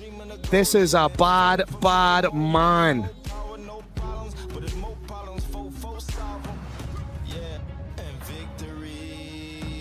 And if this bad, bad man wins, what are the keys to victory? He's got to punish takedown attempts with knees and uppercuts. He's got to stay active, moving on those feet, and he's got to mix his boxing and kickboxing to finish his opponents. In theory, that sounds very easy to do. However, I do not think Pavel has faced anybody with the wrestling credentials of Odi Delaney. Genuinely, it's going to be interesting to see how both fighters start this. I believe who starts the quickest, who starts imposing their will upon it, will be the winner.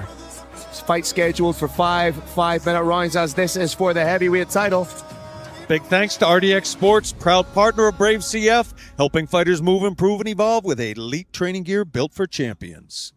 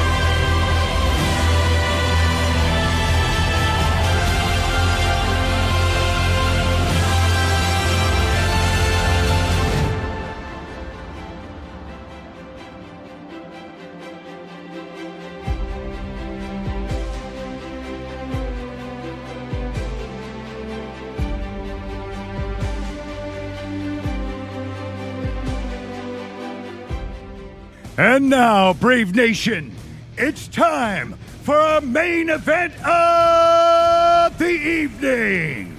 5-minute rounds for the Brave CF Heavyweight World Title.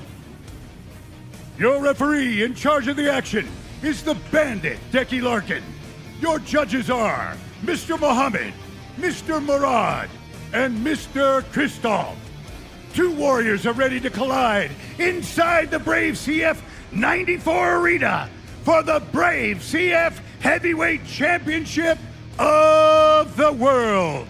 Brave Nation, don't blink for this one. This will be absolute fire. Our main event of the evening.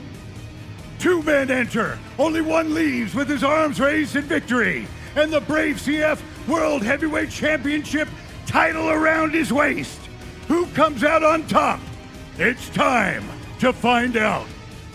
Let's introduce our two main event warriors.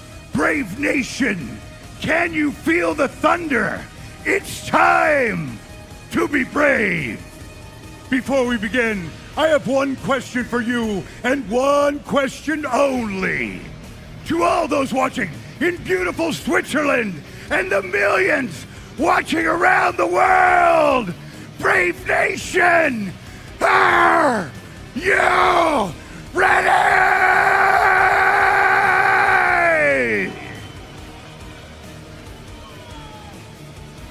Introducing your first warrior. Fighting out of the blue corner. This man's a mixed martial artist with a perfect professional record of 5 wins and no losses. He stands 193 centimeters tall and weighs a ready 114 kilograms.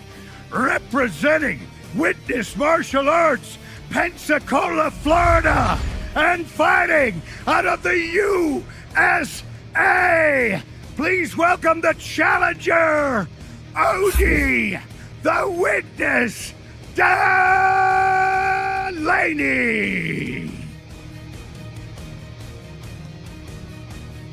And his opponent, out of the red corner, the champion, with a professional record of 9 wins and 2 losses. He stands 194 centimeters tall and weighs a ready 111 kilograms. Representing, fighting for fitness, and fighting out of Lithuania. Please welcome the reigning, defending, undisputed Brave Combat Federation Heavyweight Champion of the World, Pavel the Experiment Daliko.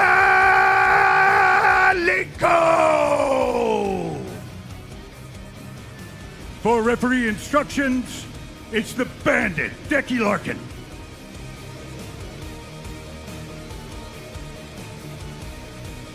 Gentlemen, you've been over the rules and addressed them. Listen to my instructions at all times. You obey my commands at all times. Any questions from the challenger? Any questions from the champ? Touch gloves, get this done.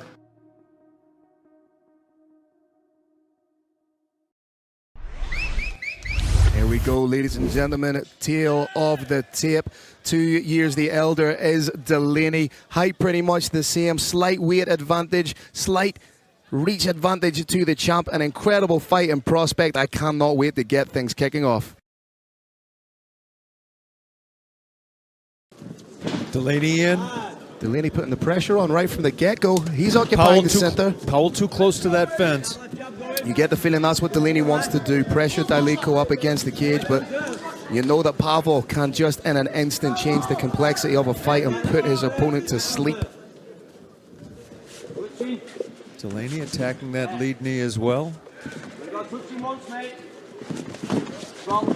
He's in. This is a huge moment, Phil. Huge moment. He's trying to get in on that single, trying to parlay that into a double. Good work from Pavel. Needs to bring that level of his opponent up. Oh, beautiful strip of the grip from Pavel. Yeah.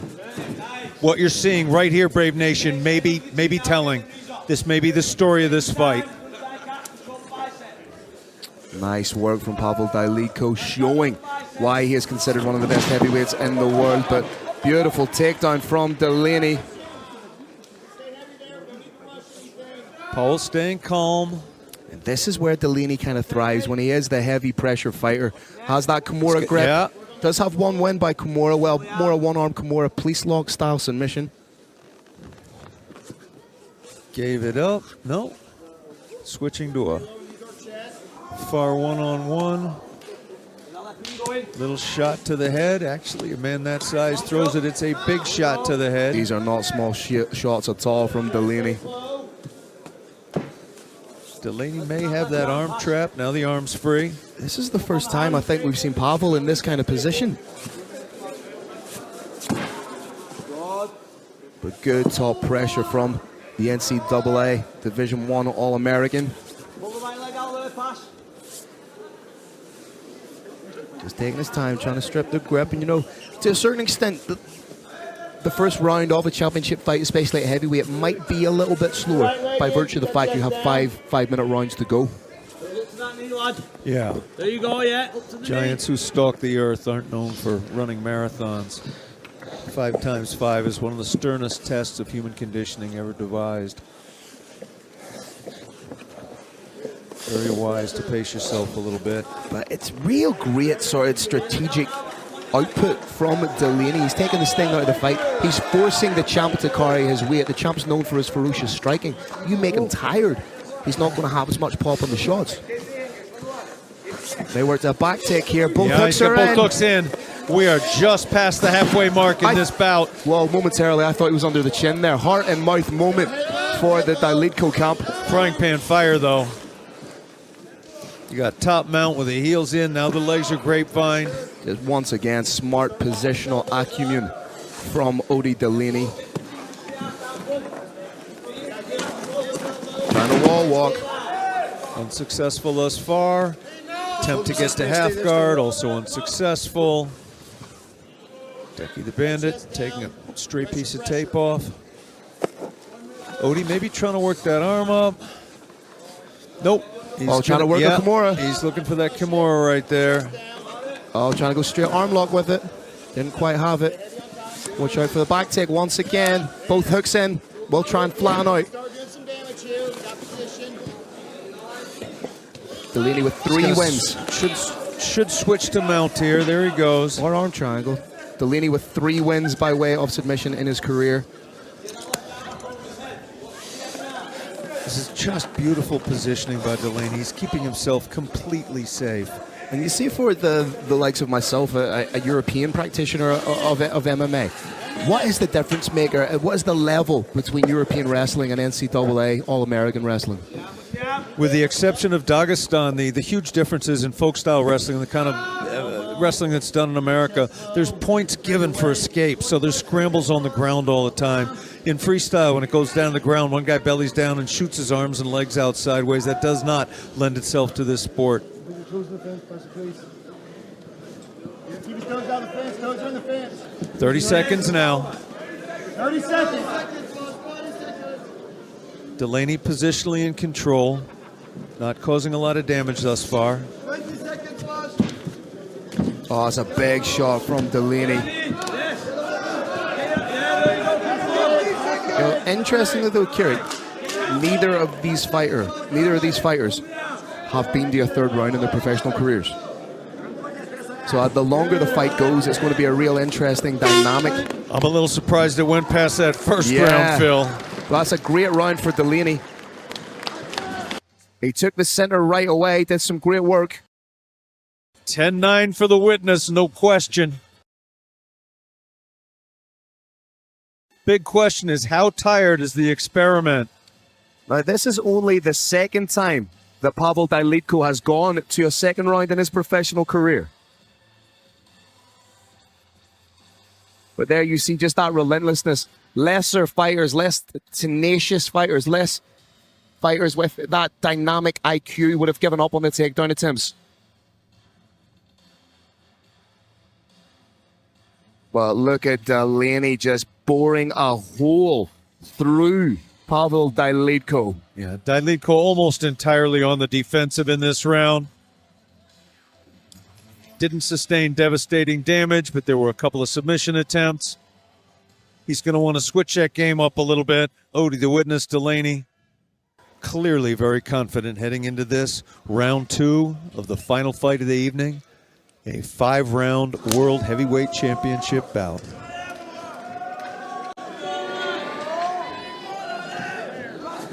Powell maybe just a little too close, Phil. He's biting on that fake of the teeth a little bit.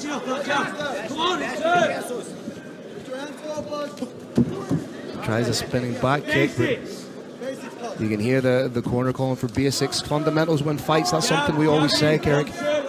It is always true. Thought about landing a big loop and overhand. That would have been a perfect opportunity for a counter from Dailico. Odie looking a little gassed, Phil. Again, heavyweight fighters that don't usually go beyond the first round. This is uncharted territory for both of them. Nice spin spinning back kick landed. Spin kick, a new basic in heavyweight. Oh, we dropped down! Down! Big shots down! from Is he Dailico. out? He's Odie's turning away. That's it! It's over! Once again, Pavel Dailico! Once again, Pavel Dailico reigns supreme for the first time, defends the Brave Combat Federation heavyweight title. That is the baddest man in Brave Combat Federation. Don't hit that fence too hard, it might fall over. Brave Nation, Pavel the Experiment Dailico, knockout early in round 2, courtesy of RDX. We're gonna get a look at it right here. Drove his opponent down to the ground, landed shot to the temple after shot to the temple. Decky the Bandit Larkin standing by, giving Odie every chance to defend himself. In the absence of any intelligent defense, it is over.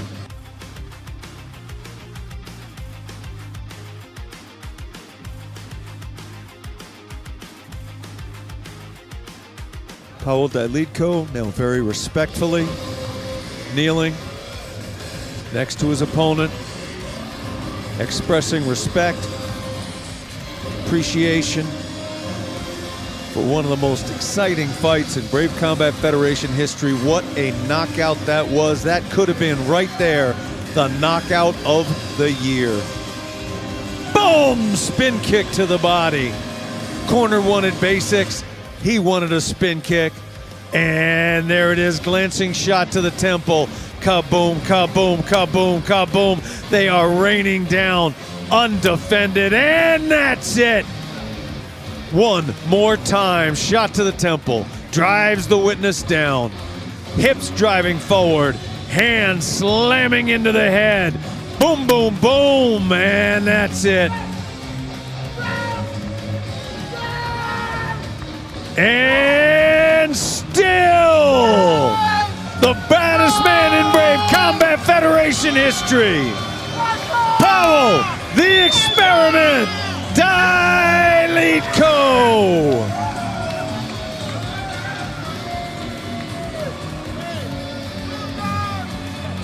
Dailico now sitting, speaking with the medical professional, speaking with his corner. He appears to be completely fine, no lasting effects from that shot. Obviously disappointed, and obviously he will be back bigger, badder than ever in very short order. Odie Delaney on his feet, maybe just a little bit unsteady. I think they're going to safely walk him out of the Brave cage, allow him the chance to rest. And the baddest man in Brave Combat Federation, baddest man in Brave Combat Federation history, is gonna get that belt strapped around his waist again by himself.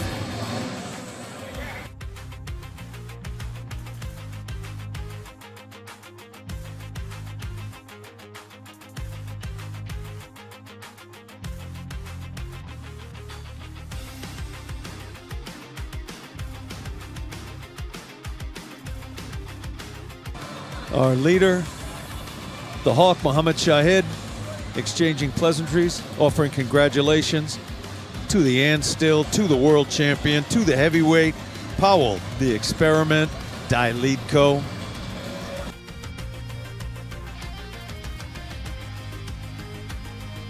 Got amazing talent in the cage right now, amazing fighting talent. We've got amazing promotional talent. And it looks like Declan is calling the champion to center stage. Carlos Kramer, make this great moment official. All right, Brave Nation. This heavyweight title fight comes to a dramatic end at 57 seconds of the second round. Your winner by TKO due to strikes, and still the reigning, defending, undisputed Brave Combat Federation heavyweight champion of the world, Pavel the Experiment Dylitko!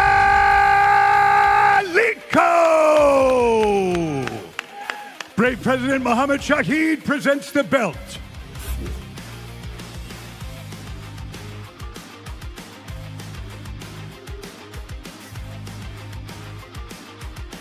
All right, ladies and gentlemen, I'm here with the champ, the baddest man in Brave Combat Federation, the heavyweight champion of the world, Pavel Dylitko. How good does it feel to defend your belt for the first time? Amazing. The best feeling you can ever can feel. Now, it was an interesting first round. You knew he was going to come in with his grappling.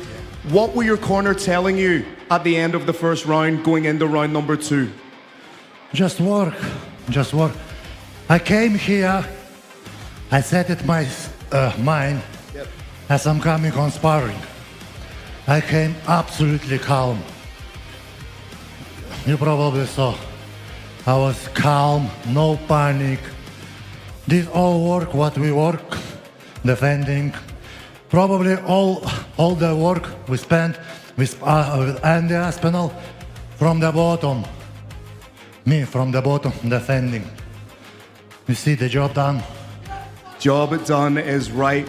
We've been with you from your entire career with Brave Combat Federation. We see you growing in confidence. We always knew you were a great heavyweight. It was just putting it together. Do you now feel like you're one of the baddest men on the planet? Not on the planet, but in Brave heavyweight, I'm the fucking king. And everyone who doubt me. Do you have a final message for your fans, your friends, the people here in attendance, everyone that believed in you and got you to this point? Well, there's a lot of people who believe me, the friends. I can guess all Brave team, we're like family now. Every time I'm coming, you welcome me. Great. I'm like home here, you know. And thanks for everyone.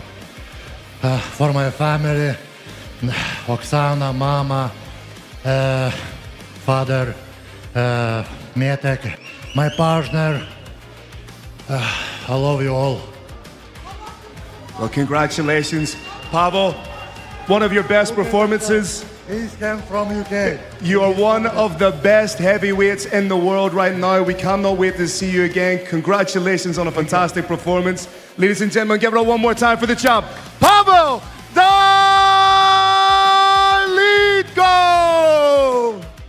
The Experiment.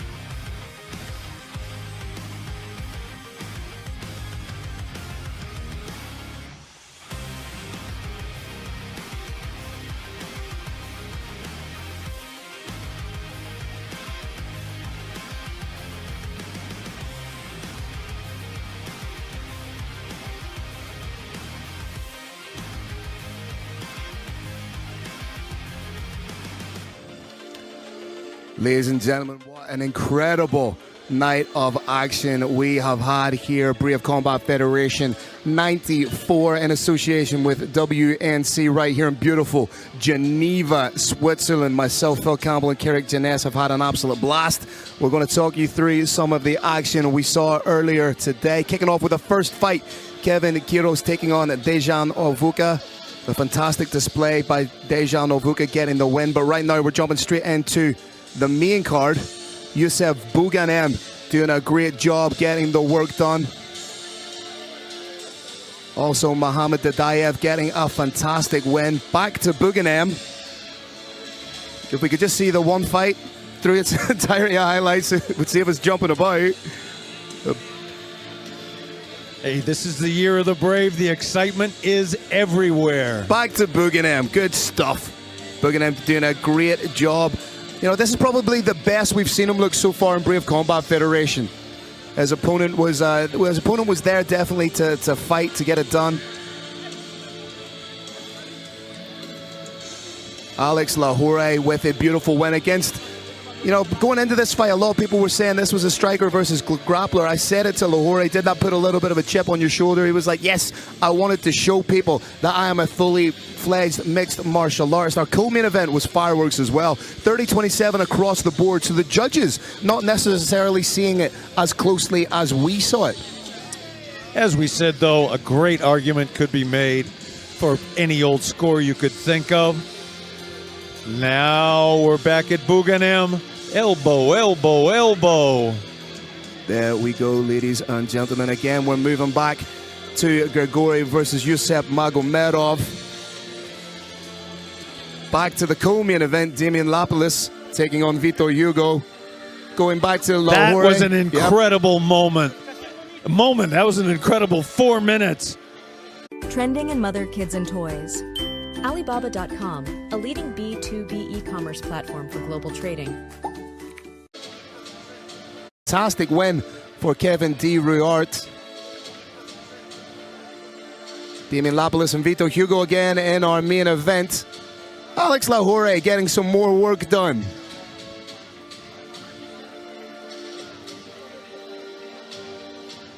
Like you said, that was one of the most telling points of the fight. And then our main event of the evening. A great first round for Odie Delaney. A round he won undoubtedly 10-9. But again, to me, this was the story of Pavel Dyliko's evolution. He knew he was going to have a tough fight. And then was able to come back in the second round to score a beautiful knockout. Here we're seeing some more work from Lahore and Mansour Abdurzakov. Our co-main event of the evening once again, Damian Lapalus and Vitor Hugo. Summing up the entire card, Phil, what was your favorite fight of the evening? Favorite fight of the evening? I'm not sure if it was necessarily my favorite fight of the evening or my favorite performance of the evening. Was definitely the incredible work done by Alex Lahore. I believe at 35 years of age, he has really come into his own and is doing some of the best work we've seen him do inside a cage. I do believe that he has set himself up as the #1 contender for Luis Cado's belt. For me, it was the world champion. It was Pavel the Experiment Dylitko.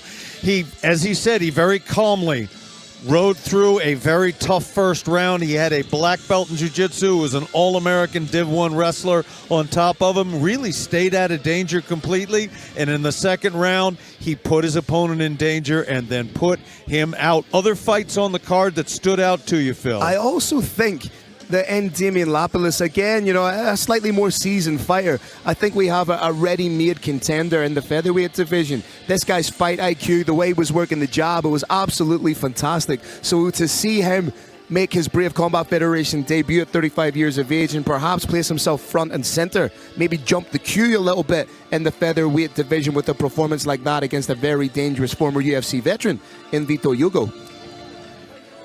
Another one, Phil, that really stood out for me, and I think he proved me wrong, was Yusuf Big Boy Magomedov at middleweight. I thought it was going to be a very, very close fight. I actually thought Duras from Georgia might have had a little bit of an edge, having watched both of their tapes, and boy, was I wrong. It was all about Big Boy.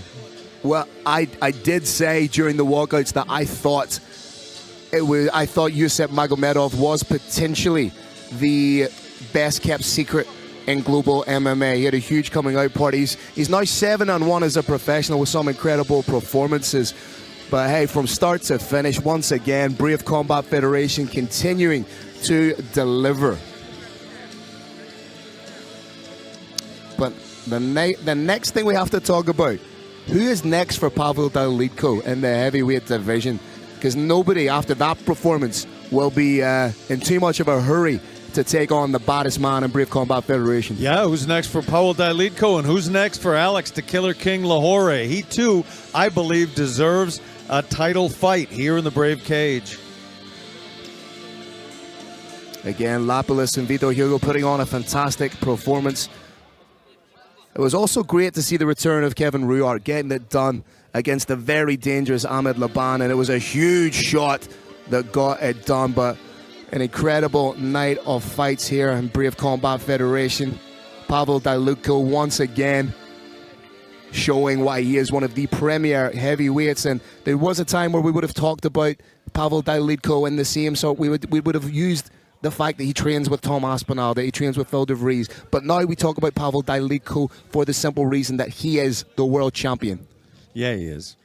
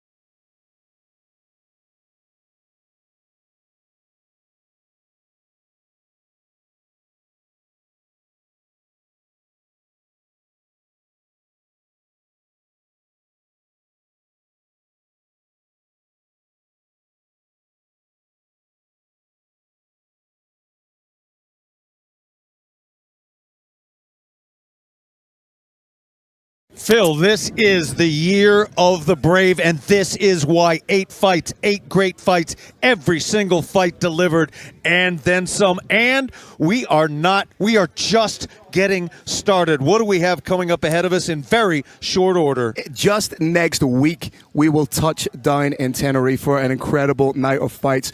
We will see the return of Jose Shorty Torres, which I think is going to be fantastic. He's returning to his rightful place in the flyweight division. We have a main event between Ikodan Duque taking on Jason Pone, another fantastic fight. But let's touch a little bit about how amazing tonight was. We talked about the fights, but let's talk about what it means for us as ambassadors for Brave Combat Federation to come here to partner with WNC and to really leave an indelible imprint on the sport of mixed martial arts, build those lasting relationships, and hopefully continue to grow the sport of MMA here in Switzerland.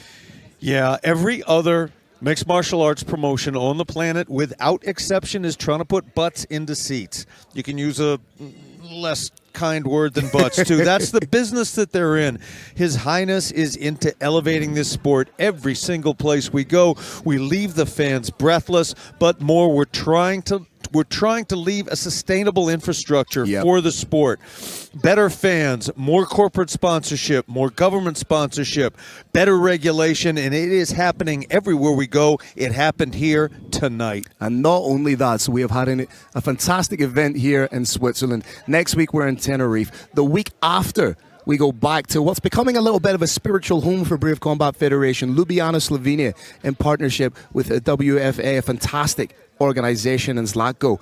But more than anything, history will be made. Erko Jun is attempting to do something that only one man has done before, and that is become a simultaneous 2-weight world champion in Brave Combat Federation. Now, the poetic bit of information we have here is who is the man that is standing between him and doing that?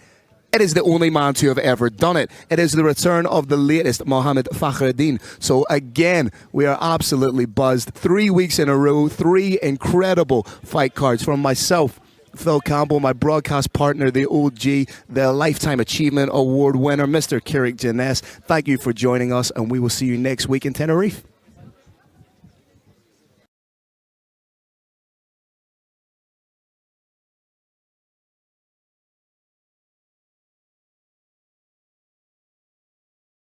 Welcome, ladies and gentlemen, to beautiful Geneva, Switzerland.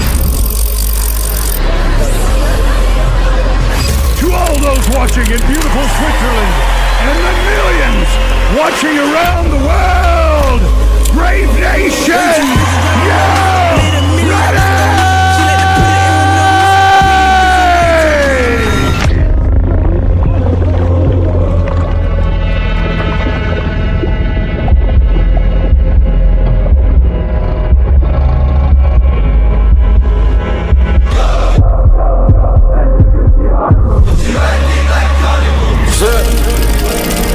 Fantastic. If you think about sports in general, we're talking about Switzerland, which is the home for IOC, International Olympic Committee.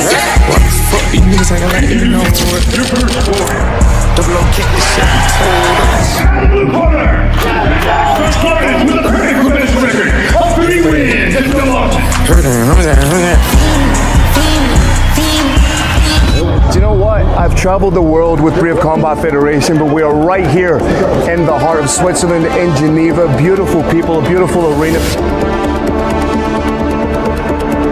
I'm the champ, I'm the king here. There was no doubt. I'll take this belt back.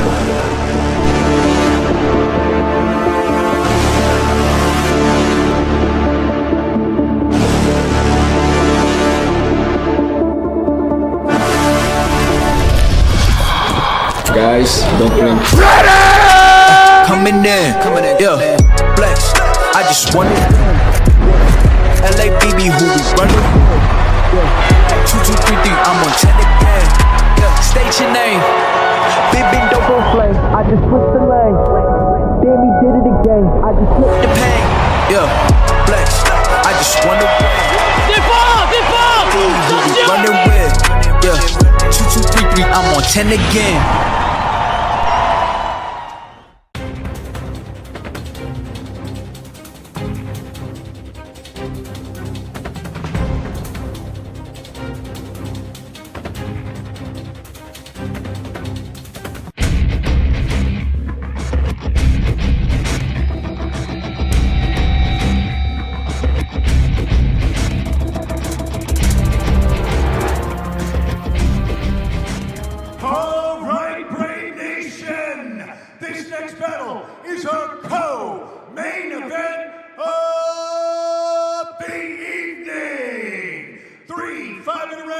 In the heavyweight division, as the big man let the leather fly. Introducing your first warrior. Fighting out of the blue corner, this man's a mixed martial artist with a professional record of 7 wins and 2 losses. He stands 185 centimeters tall and weighs a ready 118.6 kilograms. Representing Great Britain top team and fighting out of Hungary, please welcome Janos, the Beast from the East, Chuka!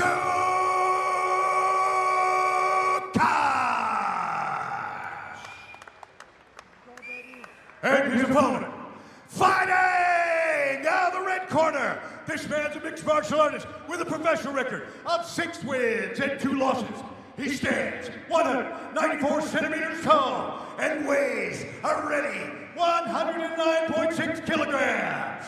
Representing, fighting for fitness and fighting out of Lithuania. Put your hands together for Pavel, the Experiment, Daliko.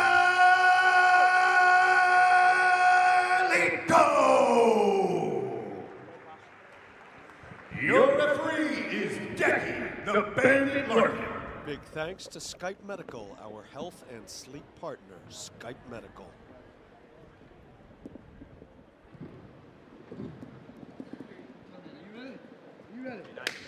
Dickie, the Bandit Larkin is your man in the middle. Big fights need big officials. None better than Dickie Larkin. Dalitko circling, moving well, popping in and out. Get on it. That's unbelievable. 2 fights in the one card and injury. Brave Nation, we heard an audible pop. This was a tear of an ACL or an MCL. Dickie the Bandit Larkin is making sure that the leg does not move so there's any further injury until the medical staff gets in here. This was a freak.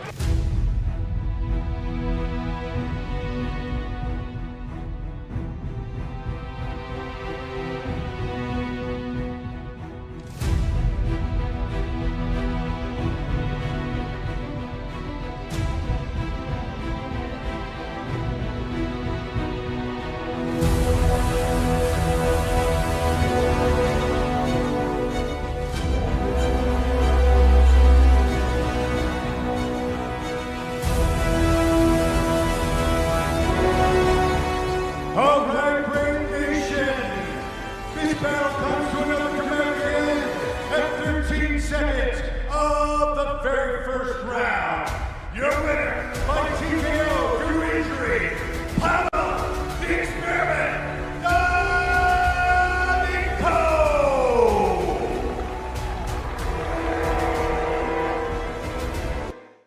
Tail of the tape, you can see Pavel Dalitko is the much taller fighter, but Salem El Ouassadi is the heavier man, so let's see if that translates into carrying heavier power. All right, Brave Nation. This next battle is 3 5-minute rounds in the heavyweight division.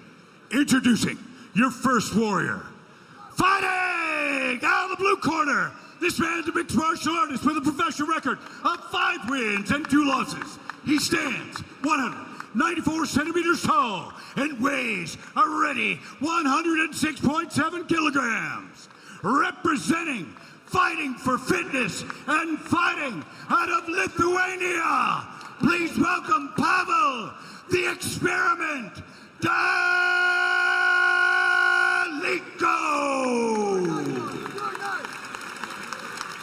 And his opponent, fighting out of the red corner, this man's a mixed martial artist with a professional record of 6 wins and 1 loss. He stands 180 centimeters tall and weighs a ready 119.9 kilograms.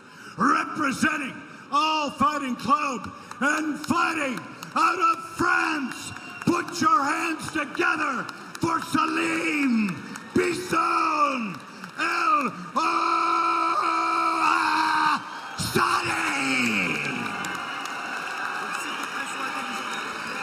Your referee is Kareem Ben-Mabruk.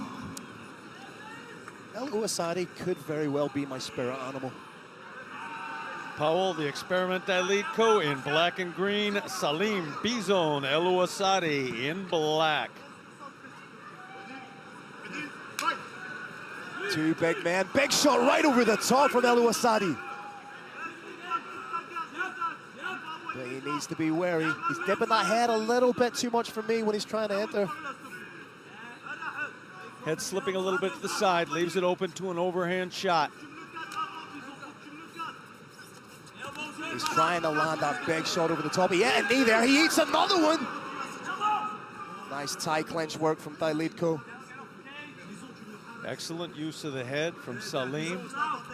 Making full use of that Death Star that he's got just below his chest. Using that mass to control his opponent against the fence. There's a little cage grab going on there. Oh, you little rascal. On the other hand. Oh, but he's a huge knee.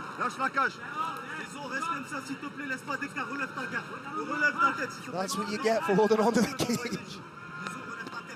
Dalitko's in on the neck here. Lets it go. And Dalitko has that heavy overhook. Losing that head fight is the downside of being the taller fighter. On the outside, it definitely helps to have that reach, but in close, you are the exact same height, and it's a little bit harder to get your head in an advantageous position against the opponent. A little bit of a knee in response. He established the underhook, used that to turn a beautiful elbow on the break. may have caused just a little wobble. Daliko looks like he's trying to set up that 1-2. Goes with the lead uppercut. Jump knee attempt, little smile. Needs to get back off the cage, lateral movement. Keep it smart. Little bit of an accidental brush of a finger against the eye there.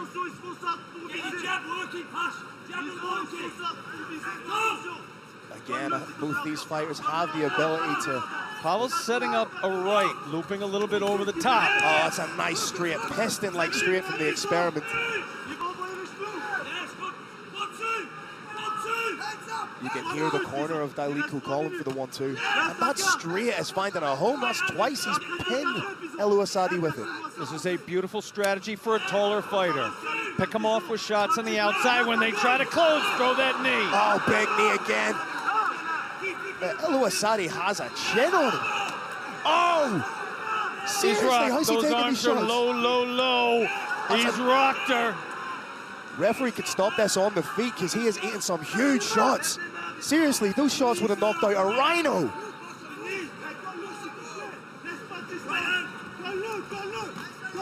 Bison moving forward. I'm not sure his head is cleared though. Weight is set back just a little on the heels.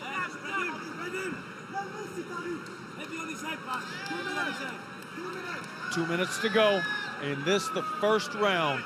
It's smart from Eluasadi. Clinch him up, try and regain a little bit of your composure, because some of that, I still can't believe Eluasadi ate some of those shots. The elbow's landing right legally behind the ear. Eluasadi's cut. Can't quite see where from, but you can see a little bit of claret. I wonder if that was the elbow cut. 90 seconds left in the first round. Can Daliko continue his run of first round KOs? Referee may, yep, there it was. Referee gonna separate him. It was the elbow just on the hairline. Has opened him. Another big knee. The Eluasadi is throwing. Accidental touch of the eyes. Oh, another big knee. This cannot be sustained. That cannot be sustained. Great and that's stoppage. it. Referee has called a stoppage. That is 3 in a row R1 KOs. Eluasadi is debating the stoppage, but he had some absolutely huge shots. I think that was a great stoppage by the referee. Bison is a warrior, a true warrior. Wanted to stay in there for his health and safety so that he can fight again very shortly. That bout was stopped.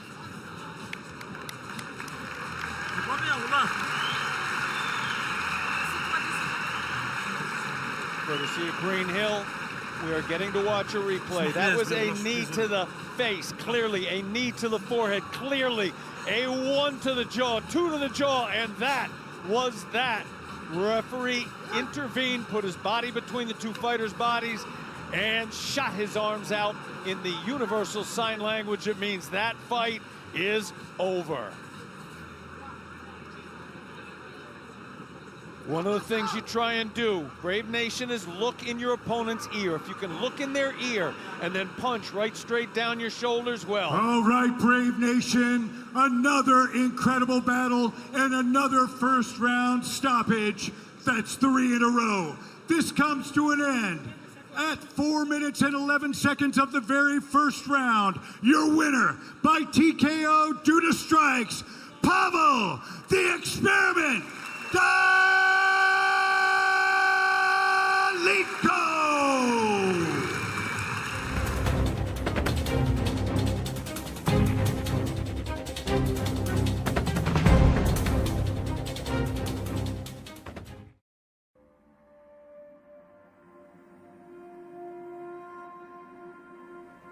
Mon père était boxeur, mais juste même pas en amateur, par loisir.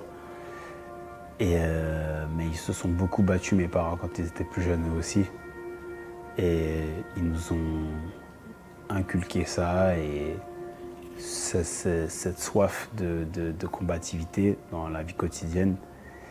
Et voilà pourquoi aujourd'hui je suis combattant et mon frère est également combattant.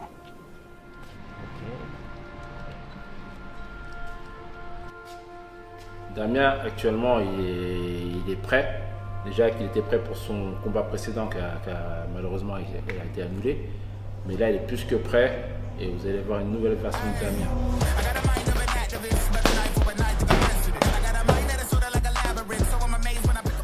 Je m'appelle Damien Lapillus et je suis combattant MMA professionnel. Aujourd'hui, nous sommes avec le Brave Combat Fédération.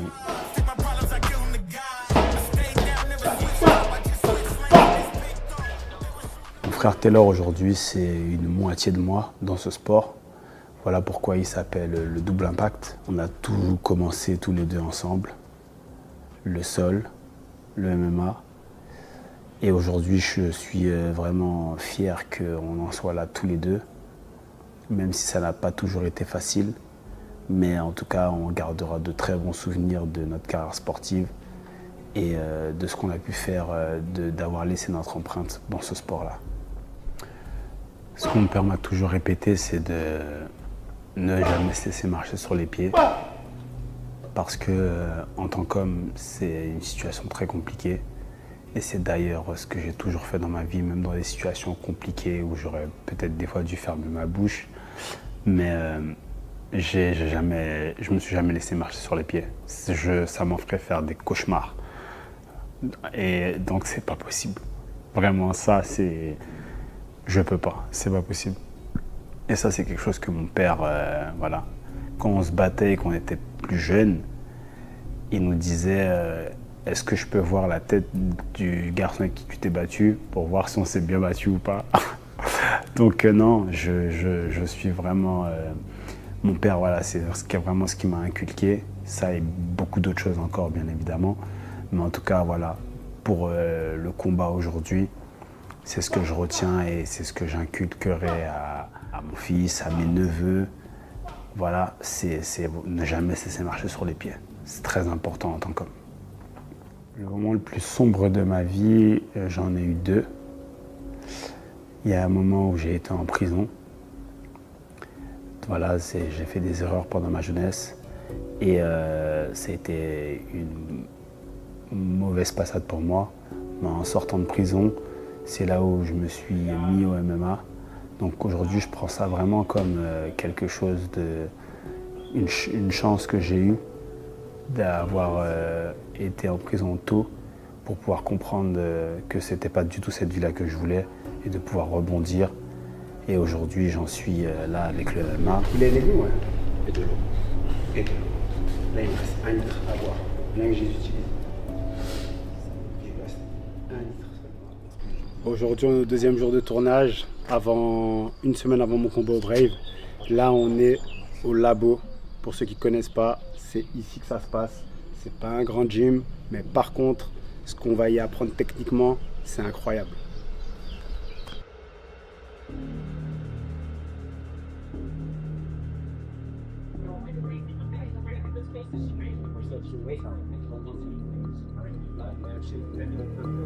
C'est énormément de sacrifices.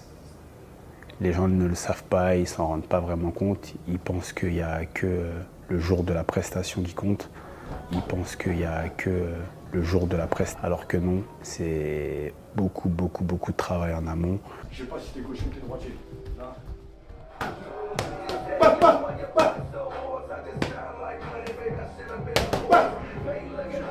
Et j'ai eu une période aussi où on m'a empêché de voir mon fils. La mère de mon fils m'a empêché de le voir. Donc voilà, c'était pas facile. Mais ça vraiment, ça a été le plus compliqué pour moi. Car j'aime beaucoup mon enfant et c'était vraiment pas facile. Donc j'ai dû me battre avec ça et combattre pendant cette année-là avec ce point-là. Où je ne savais même pas si mon fils allait bien. Mais aujourd'hui, voilà, les choses sont rentrées dans l'ordre, plus ou moins. Je vois mon fils, je passe du temps avec lui. Et ça, vraiment, c'est très important pour moi. Et voilà, c'est les enfants, c'est la force des parents. Donc aujourd'hui, ça va bien mieux, grâce à Dieu.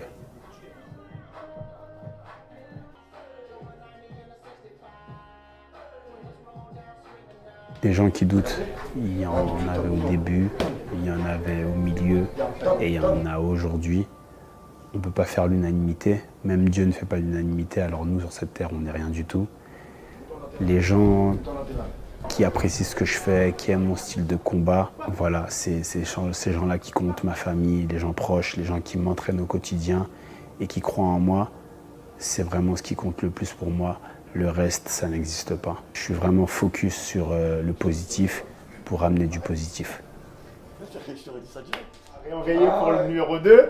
J'ai dit là, mon gars, en forme là. Ce qu'on peut enseigner à la jeune génération, c'est de ne jamais baisser les bras, de toujours aller de l'avant, même quand on leur dira que c'est pas possible et qu'ils n'y arriveront pas. Faut vraiment pouvoir véhiculer ce message-là le plus possible, surtout de nos jours avec les réseaux. Les enfants sont rapidement mis de côté, ou on peut se moquer d'eux rapidement, mais voilà, il ne faut vraiment pas qu'ils baissent les bras, il faut qu'ils continuent à faire et à croire en eux, vraiment croire en soi. C'est le plus important, vraiment de croire en soi. Le rôle que ma famille elle a dans ma vie aujourd'hui, c'est un très grand rôle, car je suis quelqu'un qui est très famille, entre guillemets. J'aime beaucoup ma famille, on se parle toujours, beaucoup, tous. Et ma famille est très proche de moi, très proche de notre sport, à mon frère et moi. Ma mère vient voir mes combats. Donc mon père un peu moins, mais ma mère vient à mes combats. Elle ne sera pas là cette fois-ci, mais la prochaine fois, je pense, pour mon prochain combat, elle sera là. Et voilà, c'est vraiment une affaire familiale. On est encouragé par toute la famille et ça fait vraiment beaucoup de bien. J'ai vraiment pas peur. Combattre, c'est mon métier aussi. Donc il n'y a aucun adversaire qui me fait peur. Si j'en suis là, c'est pour gagner. Donc, Bible.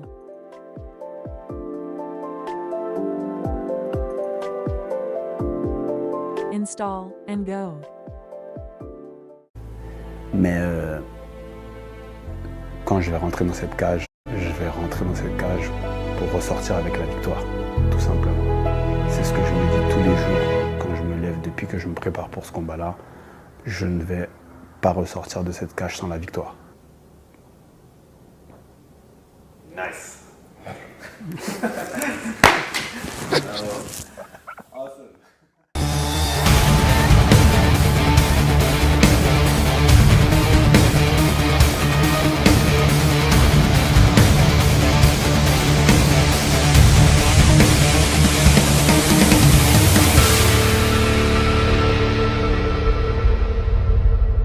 This is the real test of grappling in MMA, and pass with flying colours from Dan. Big takedown.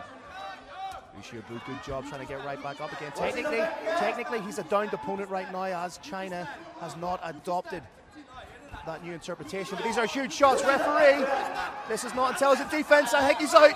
Referee, whenever you're ready. Referee, when you're ready. My God.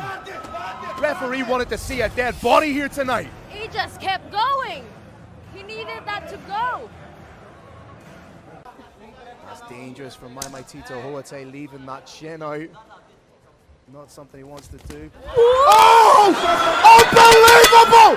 Just like that!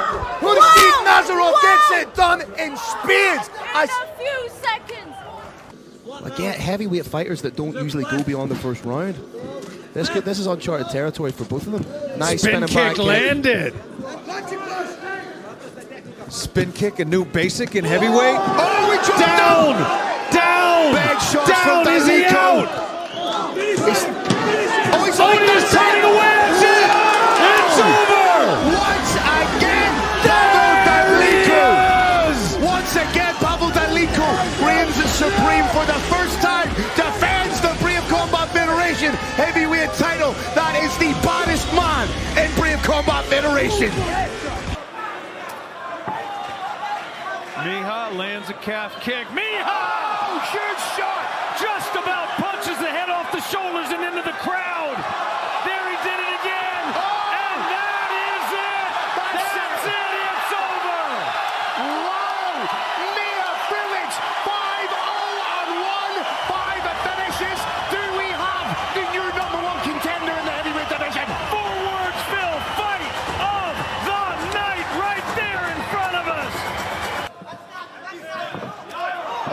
big shot over the top. They both caught one another.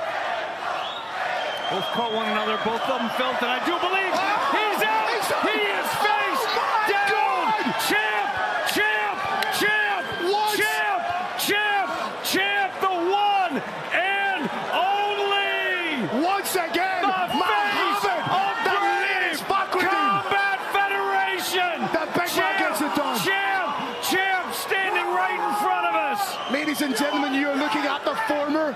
You are looking at the current, the present, the past, the future. Ladies and gentlemen, Muhammad Fakhreddin. We are going to get a look at that. It was a big right hand attempt. It was easily thwarted. The second one went right behind the ear. We've talked about it before. There is buttons on the human body. One of them's right behind the ear. And when you land on that button, the lights go out just like you touched a light switch. When you see a face plant like that, it's not a TKO. Brave Nation, it is a KO. The fighter is not at home. The hands cannot even reach out. Props to Fakhro. He saw what was going on. Even just that half a step he takes back. He's so smart with his striking. A little bit awkward, a lot of it deadly. Whoa! KO for Blanchett. Cage must be down. That is one of the coldest KOs I've seen in my life. That was superhuman. Left hook, overhand right, and a hammer fist. Second hammer fist hits the referee. Watch it again. Quick little left, right hand, and there's 1, 2. Referee inserts himself in there. Almost a third shot coming down. Beautiful combination. My God, I talk about buttons. There's one on the chin, there's another on the temple. You touch two, what's the result? Face plant! White Crow moving in cautiously. Maybe moving in just a little predictably. He's absolutely picked him! He's absolutely chinned him, folks! Wow! You'll see on the instant replay, Phil, this forward movement was a little too predictable. Here we go, let's have another look at that. That is one of the cleanest shots I have seen in MMA. Referee immediately leaps in, and there it is again. Down and out. Wahun trying to find the audience. Oh, he wobbled him a little. Yeah, he staggered. Oh, but got caught charging in. Scores the takedown. Short time now. Oh, that's it. That's it. And it's got to be over. It's over. Ladies and gentlemen, the Eagle has landed. The Eagle soars to the top of the Brave Combat Federation cage. The crowd goes wild. But, as I say, brilliantly defended by Janahay. Oh, huge knee!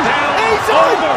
Wow. Boom, boom, boom! Just like that, he gives it the full Shamba celebration. That's ridiculous, man.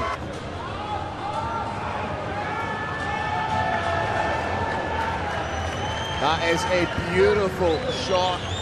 Lands the knee. Let's see that again. Boom! The body lock here may try and triple leg. Wasn't far away with the knee. Decent work from Ozos though to try and reverse the position. I'm liking Grigori's strategy. Oh, big shot from Ozos. All these boys are just throwing hate seekers at each other. Grigori can barely stand and he's moving forward. Bang! That's it, it's over! That's crazy! One of the best head kicks I have ever seen. I think here is the head kick coming. Wallop! That's nasty. He was out before he hit the ground. There are switches on the human body.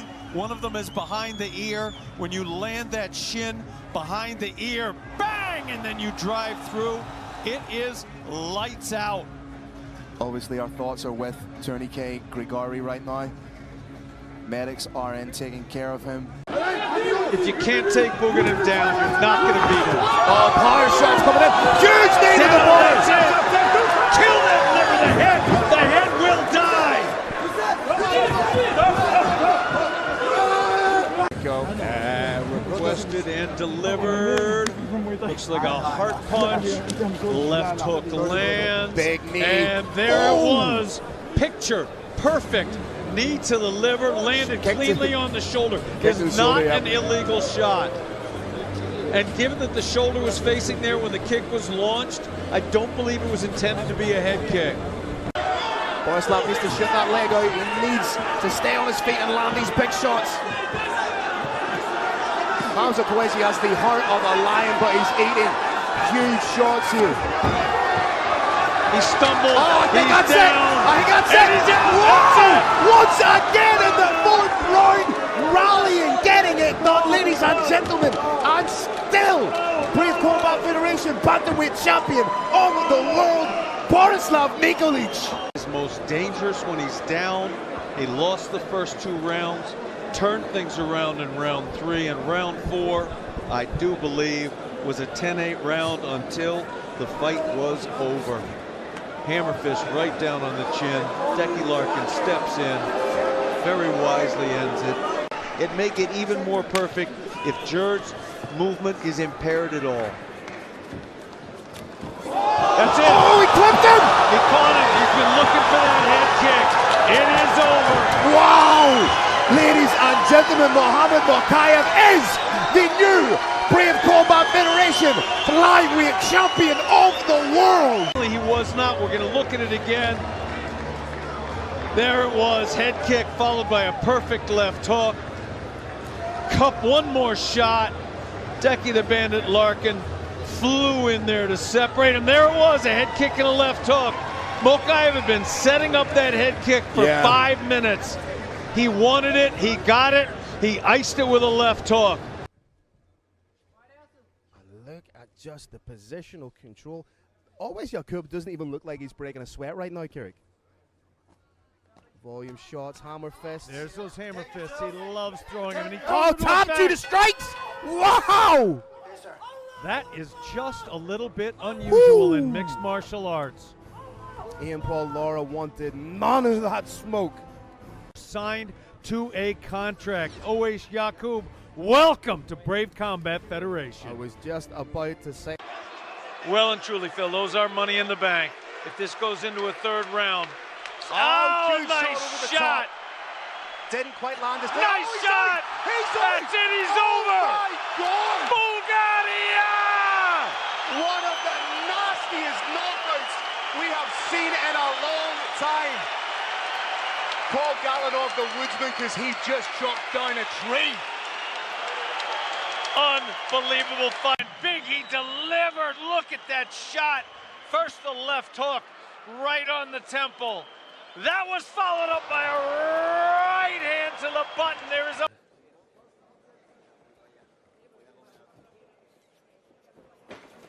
Oh, no more big shots. Head kick again. Oh, he won it. Oh, this could be it. We can pull that net. It is over. Wow! Walking Dead gets it done with style points. And I don't know what you think, but I think Christian Max are a wee bit excited with that. Starting to work behind the jab, and again that leg kick. Catch of the kick, and then a straight right down the pipe. Wow, nice kick to the liver. Oh, she That's it. Shot to the body. Liver shot. That's it, ladies and gentlemen. The Pitbull gets it done with aplomb. Misses with a straight, misses with a follow-up jab. Both these fighters running on heart and adrenaline right now. Oh, head kick! Huge head kick! Is he out? Shot lands. I believe that's got to be it. Referee standing by, watching as carefully as can be. That's it! Wow! What a night for Spain! What a night for MMA! What a night! for Theo Bashford. Right, here we are. Courtesy of RDX, we're watching some of the action. This is the final closing seconds. You see, this is what preceded it. A huge head kick, and you watch those shots land to the chin. The farther down the chin those shots land, the more devastating an effect they've got. Referee very wisely steps in there, kaboom, and ends it. We're looking at that from multiple ending. What an ending, what a fight, and what a fight stoppage. Boom, right there. There's Ooh, a that pop knee. Beautiful left knee from Rawanbek Bolat from Kazakhstan. He's working the body beautifully. Oh! Body shot! Are you kidding me? Liver That shots in the was body. Insane tonight here in China. What an epic shot from Rawanbek Bolat. Are you kidding me?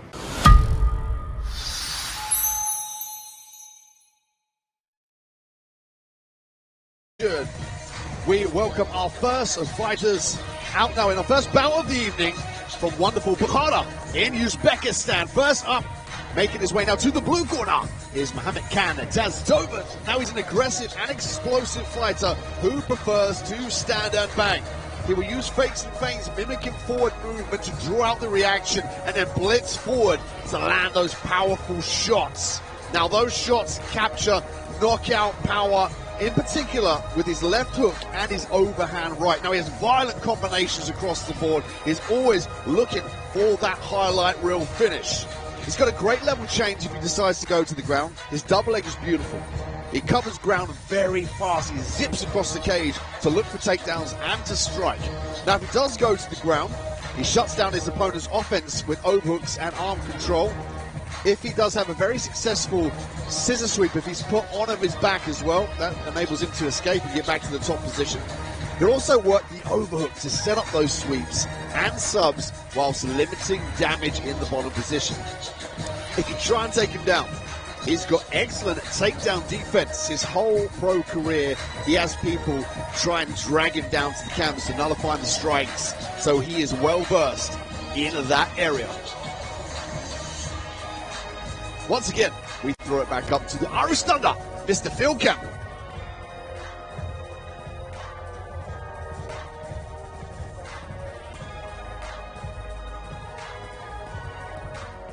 Keys to victory slipped off the screen.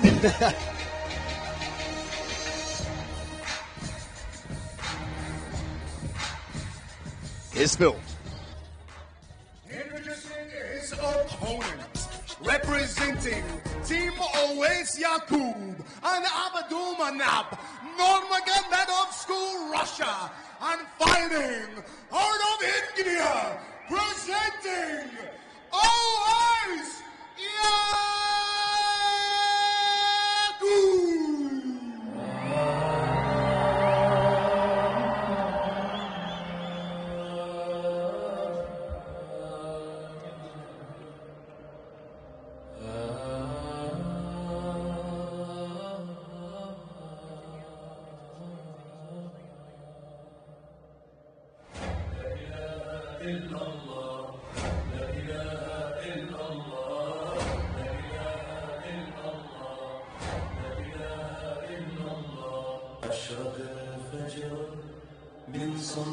Oais Yakub makes his way now to the red corner, trains under the elite and world famous Abdulmanap Nurmagomedov school on a 4-fight win streak and finished his last two most recent bouts.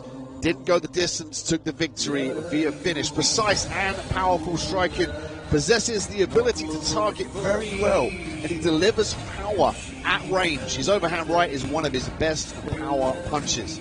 Now on the feet, he's great in the in and out movement. Excellent footwork, moves like water and uses feints and fakes to distract while he lands shots of his own. Now he's got a lovely little head kick as he skips forward with no setup, so he doesn't load the hip, sneaks over the top of his opponent's guard, so it's very hard to prepare for, very hard to see, and it often would catch his opponents out. Now if he goes down to the ground, in the clinch, he's got outstanding wrestling. As you can see there, as a lightweight, 4 times Indian national champion in traditional martial arts. 4-fight winning streak currently, as we said, trains at his own gym as well as the Magomedov school. So that's where he's perfected that outstanding wrestling with some of the best timed takedowns we have seen in the Brave Cage. Up against defense, he'll hunt for the body lock as well to switch to the outside position. On the ground, he demands, dictates the top position with underhooks and muscular power. I expect him to set up takedowns with his strikes. The best path to victory is to take his opponent down, nullify those powerful strikes. But he might look to showcase his elite striking skills here today in the Brave Cage. Keys to victory delivered by Mr. Kerik Janez. Send 2-3 years to Dagestan and forget. Move smoothly on the outside and execute takedown unexpectedly and control and smash and repeat until he captures victory. Let's throw it once more up to Mr. Phil Campbell.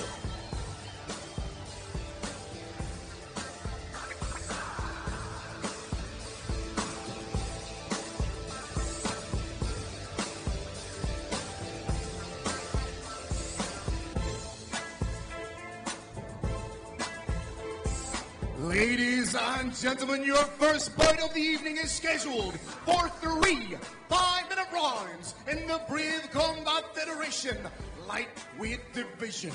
Introducing your first warrior, fighting out of the blue corner. This man is a mixed martial artist with a professional record of 3 wins and 3 losses. He stands 172 centimeters tall and weighs in at 70.55 kilos, representing glorious MMA and fighting out of Turkey, presenting Mehmet Can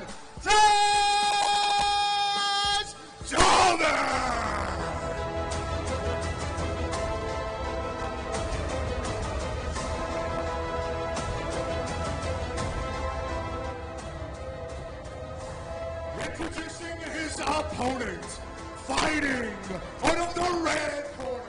This man is a mixed martial artist with a professional record of 4 wins and 1 loss. He stands 172 centimeters tall and weighs in at 70.50 kilos, representing Team Always Yakub and Abdulmanap, Nurmagomedov School, Russia, and fighting all over India, presenting Always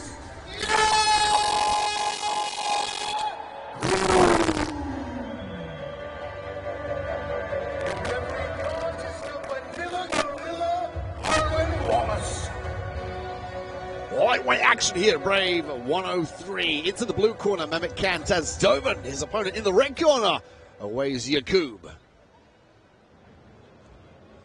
Teletape here, both equal in age, Phil, and equal in height. This has fight of the night written all over, and it shows the depth of the card, Dino, that this is our opening bout. Arm Wallace is your man in the middle, the best in the business. Always Yakub fighting out of the red corner. Mehmet Can Tazdovan out of the blue. Tazdovan goes for a kick, gets swept immediately. Tries to turn it into an Insuguri style kick. Very interesting. This is not a good position. This is not where he wants to be, and sends him 2-3 years. Dagestan, forget, Dino. Got a mat return here. When he gets it down, look for the hooks. Tazdovan, though, up against the cage to get the cage wall back to the feet. He's doing the right things. He's trying to limit the amount of space between himself, the cage wall, and his opponent. But right now, this is a dangerous, dangerous position to be in. I want to take a bite to Brave Combat Federation 98. Yakub made his debut. A fantastic performance and pretty much playing out in the exact same way as we're seeing right now. Laced the leg beautifully. On that mat return, he's going to force the head over the arm. He gets fingers out of the cage. Oh, big knee to the head. Oh, 3 in a row. They're starting to get through, Dean. Intelligent defense is going to have to be a key aspect here. And simply, as we know now, simply covering up is not quantified as intelligent defense. You need to be proactive and proactive in trying to change your position. Always Yakub having it all his own way. Oh, these knees are starting to get a little bit more ferocious. Strikes here, Cube using an opportunity to mix in the grappling and the strikes. Oh, brutal. that hurt him. This could be the beginning of the end. Aaron Wallace taking a long, hard look at it. There it is. Good night. Outstanding victory from Owasia Cube. Jumps the brave cage and ignites the crowd here in Uzbekistan. Brutal finish, dominant wrestling, and a big stand up on the cage, little backwards roll for good measure, making a statement in the very first round.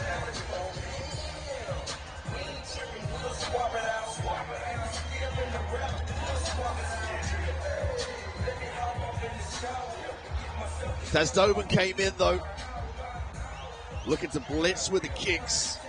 He's known for his power, he's known for his ferocity. So your Cube smartly swept the leg, got the top position, wrestled, used the ground and pound tactics as well to switch between the mat return. It was an impressive victory, calculated performance, excellent grappling coupling with brutal power and a nice killer instinct spring on top. Big victory for Yakub here in Uzbekistan. Making a statement here, Brave Combat Federation.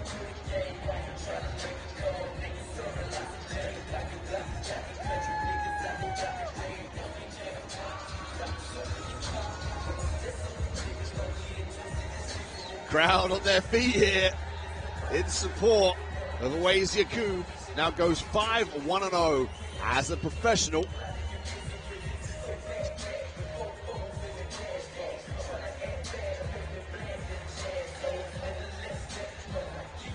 Great sportsmanship being shown there. Yakub goes over to congratulate the last minute opportunity for Tasdovan. He stepped up to the plate. Now, Tasdovan, he's taking his gloves off. I don't know whether he's frustrated or maybe he's looking to retire. Interesting. All right, fighters are ready for the announcement. They're thrown over to the Irish Thunder, Mr. Phil Campbell.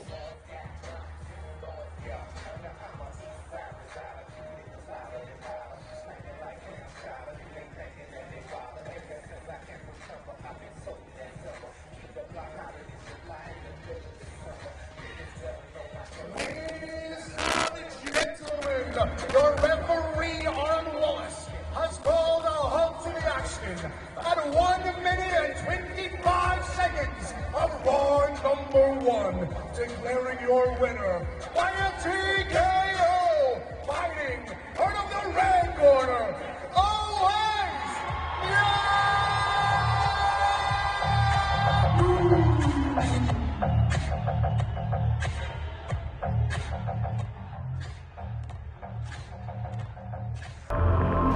Some journeys bring you full circle. 5 years removed from flyweight, but not from greatness. Jose Shorty Torres returns to the weight class where it all began. Former world champion. Battle tested around the world. Now eyeing gold in a second division. But time doesn't care about your past. And neither does Diaz Yerengaipov. Fighting out of Kazakhstan. He's a relentless striker in his prime. A man with a point to prove and a name to make. This isn't just a comeback. It's a legacy on the line. A test of will. A fight that could change everything in the flyweight division. Can Torres still be the king at 125? Or will Yerengaipov write his own chapter by closing the book on a legacy? One man defending his past, the other chasing his future. Torres, Yerengaipov, your co-main event of Brave CF95 in Tenerife, Spain.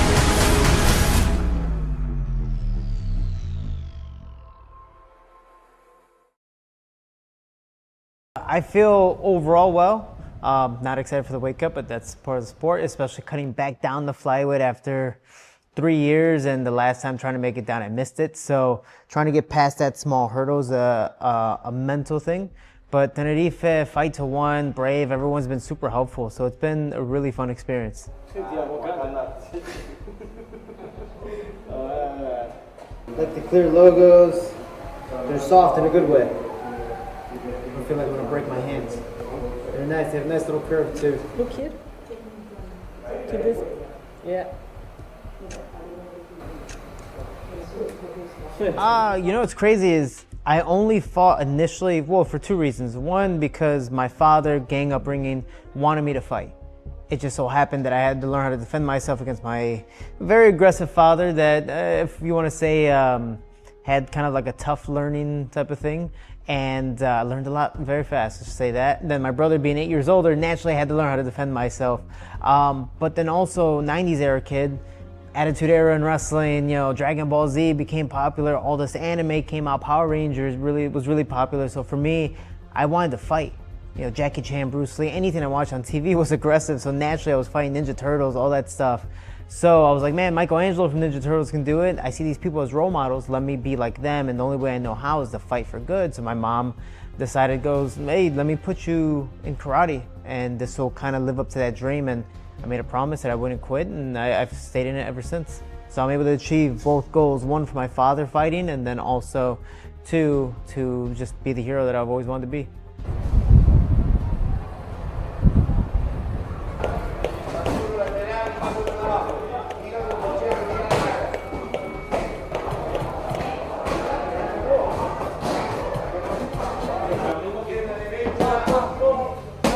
Well, the hair, I wish I would have had that when I was younger, but everyone in my family is bald. And I was like, oh man, I don't want to do something by accident to like quick start it. So I didn't. And like my high school senior night, everyone would bleach their hair to signify it's their last night wrestling at home. But I didn't do it, I did graphics, stuff like that. But then years later when I fought in Coastie, I was like, man, he keeps on dyeing his hair. I'm 30. I haven't lost it yet, so it's like the 40-year-old version. If you haven't used, or if you don't use it, you lose it. So I'm like, sure, let me just try it anyways. And dyed my hair, and people liked it. My mom was disappointed, but people liked it.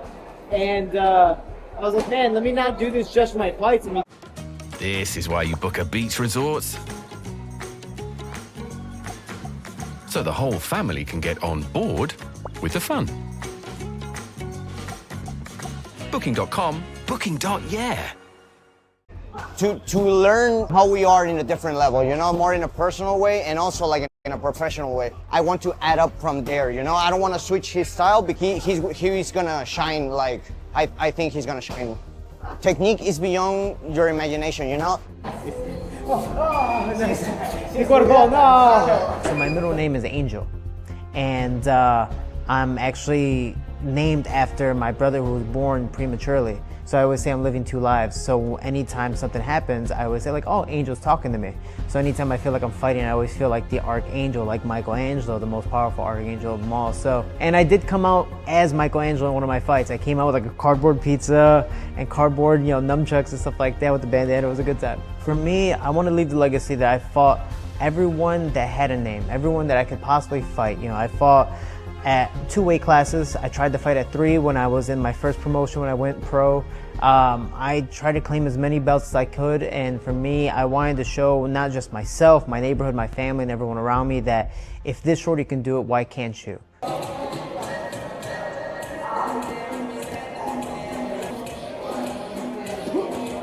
Go to school, be smart, don't be an MMA fighter, seriously. It looks cool. You don't know what the hell happens behind the scenes. This sucks. If you can choose anything else, do it. Especially if it involves food. Oh, God. My trauma is the pain of the weight cut. So all I think about is dreading the weight cut, the pain I'm going to feel, what's going to happen, what we're going to do, is my body going to cooperate, all the different things. Am I going to have the equipment to use? Is my team, whatever the case may be. But now I'm more just kind of, it's fight week. I got to accept what I came in at, what I have to do, and what needs to be done to make the weight. If it's going to be a struggle, which I think regardless, because it's a weight cut, it's going to be a struggle. But honestly, my motivation right now is Patty Pimblett. If that guy could do it, dude, I could do it. I wrote a letter to myself when I was in 7th grade just to see where I'd be later on in life. And even just the way I wrote it, like just the style of writing, because I had kind of like those gang letters, if you want to say. I was like, man, I didn't expect myself to be here at all. So for not just being able to travel the country or to 2 different countries, because right now I live in Mexico, travel to different countries, living in different countries, nevertheless traveling in different states and cities, it's no one really makes it out my neighborhood. So for me to be able to make it out, I want to set the example and show people if I can do it, this shorty can do it, then why can't you?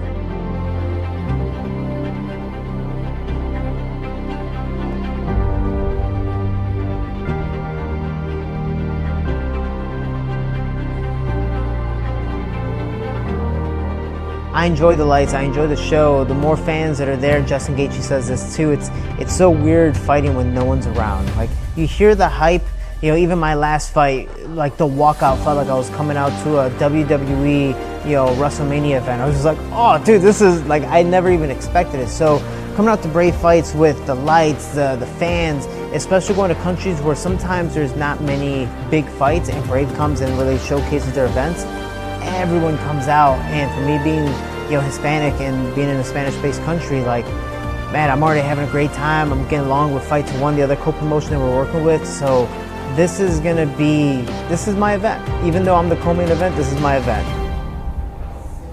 So you know I'm skinny.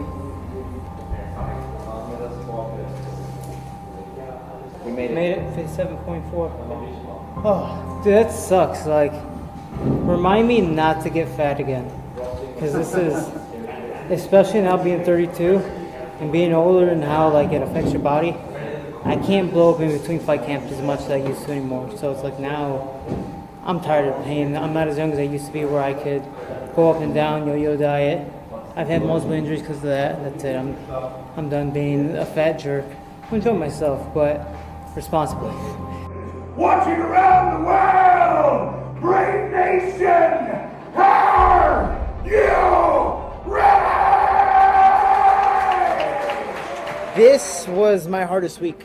I ended up doing a weight cut workout before I got here, just so I can see a low weight because my weight wasn't cooperating with me. But dude, I lost 4.5 kilos yesterday, you know, closer to 10, 11 pounds, and I was dying. That was my fight. Tomorrow I have fun. I have a great time. I have a very, very tough opponent. He's a phenomenal wrestler, but from what I see, it's just that.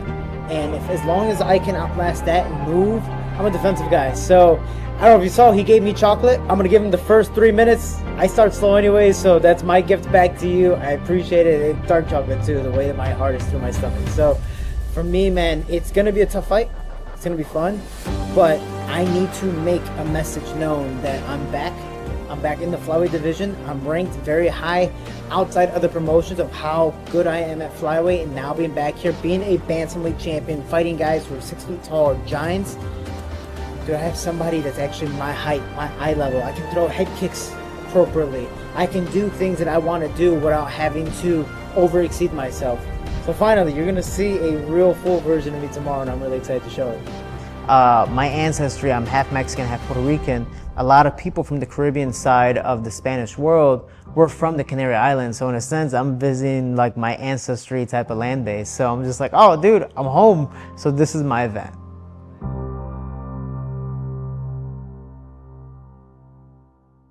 What's up, guys? I appreciate all the support. I just want to say we can, we will together. We're our Team Shorty. I am Jose Shorty Torres, and this was what?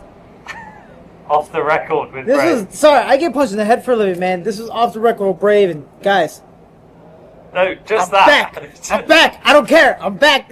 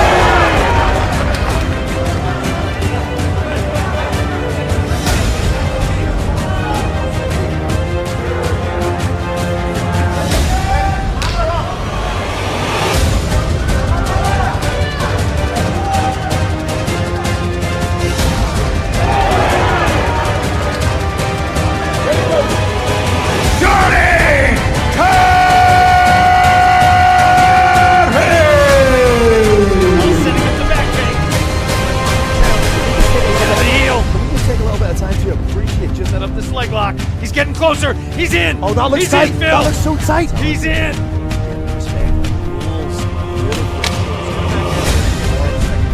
Oh. He's now coming into his own. Turning it up.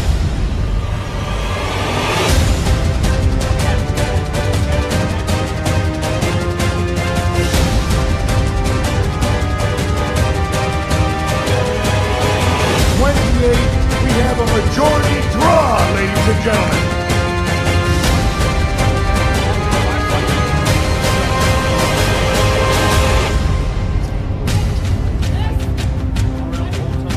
They are.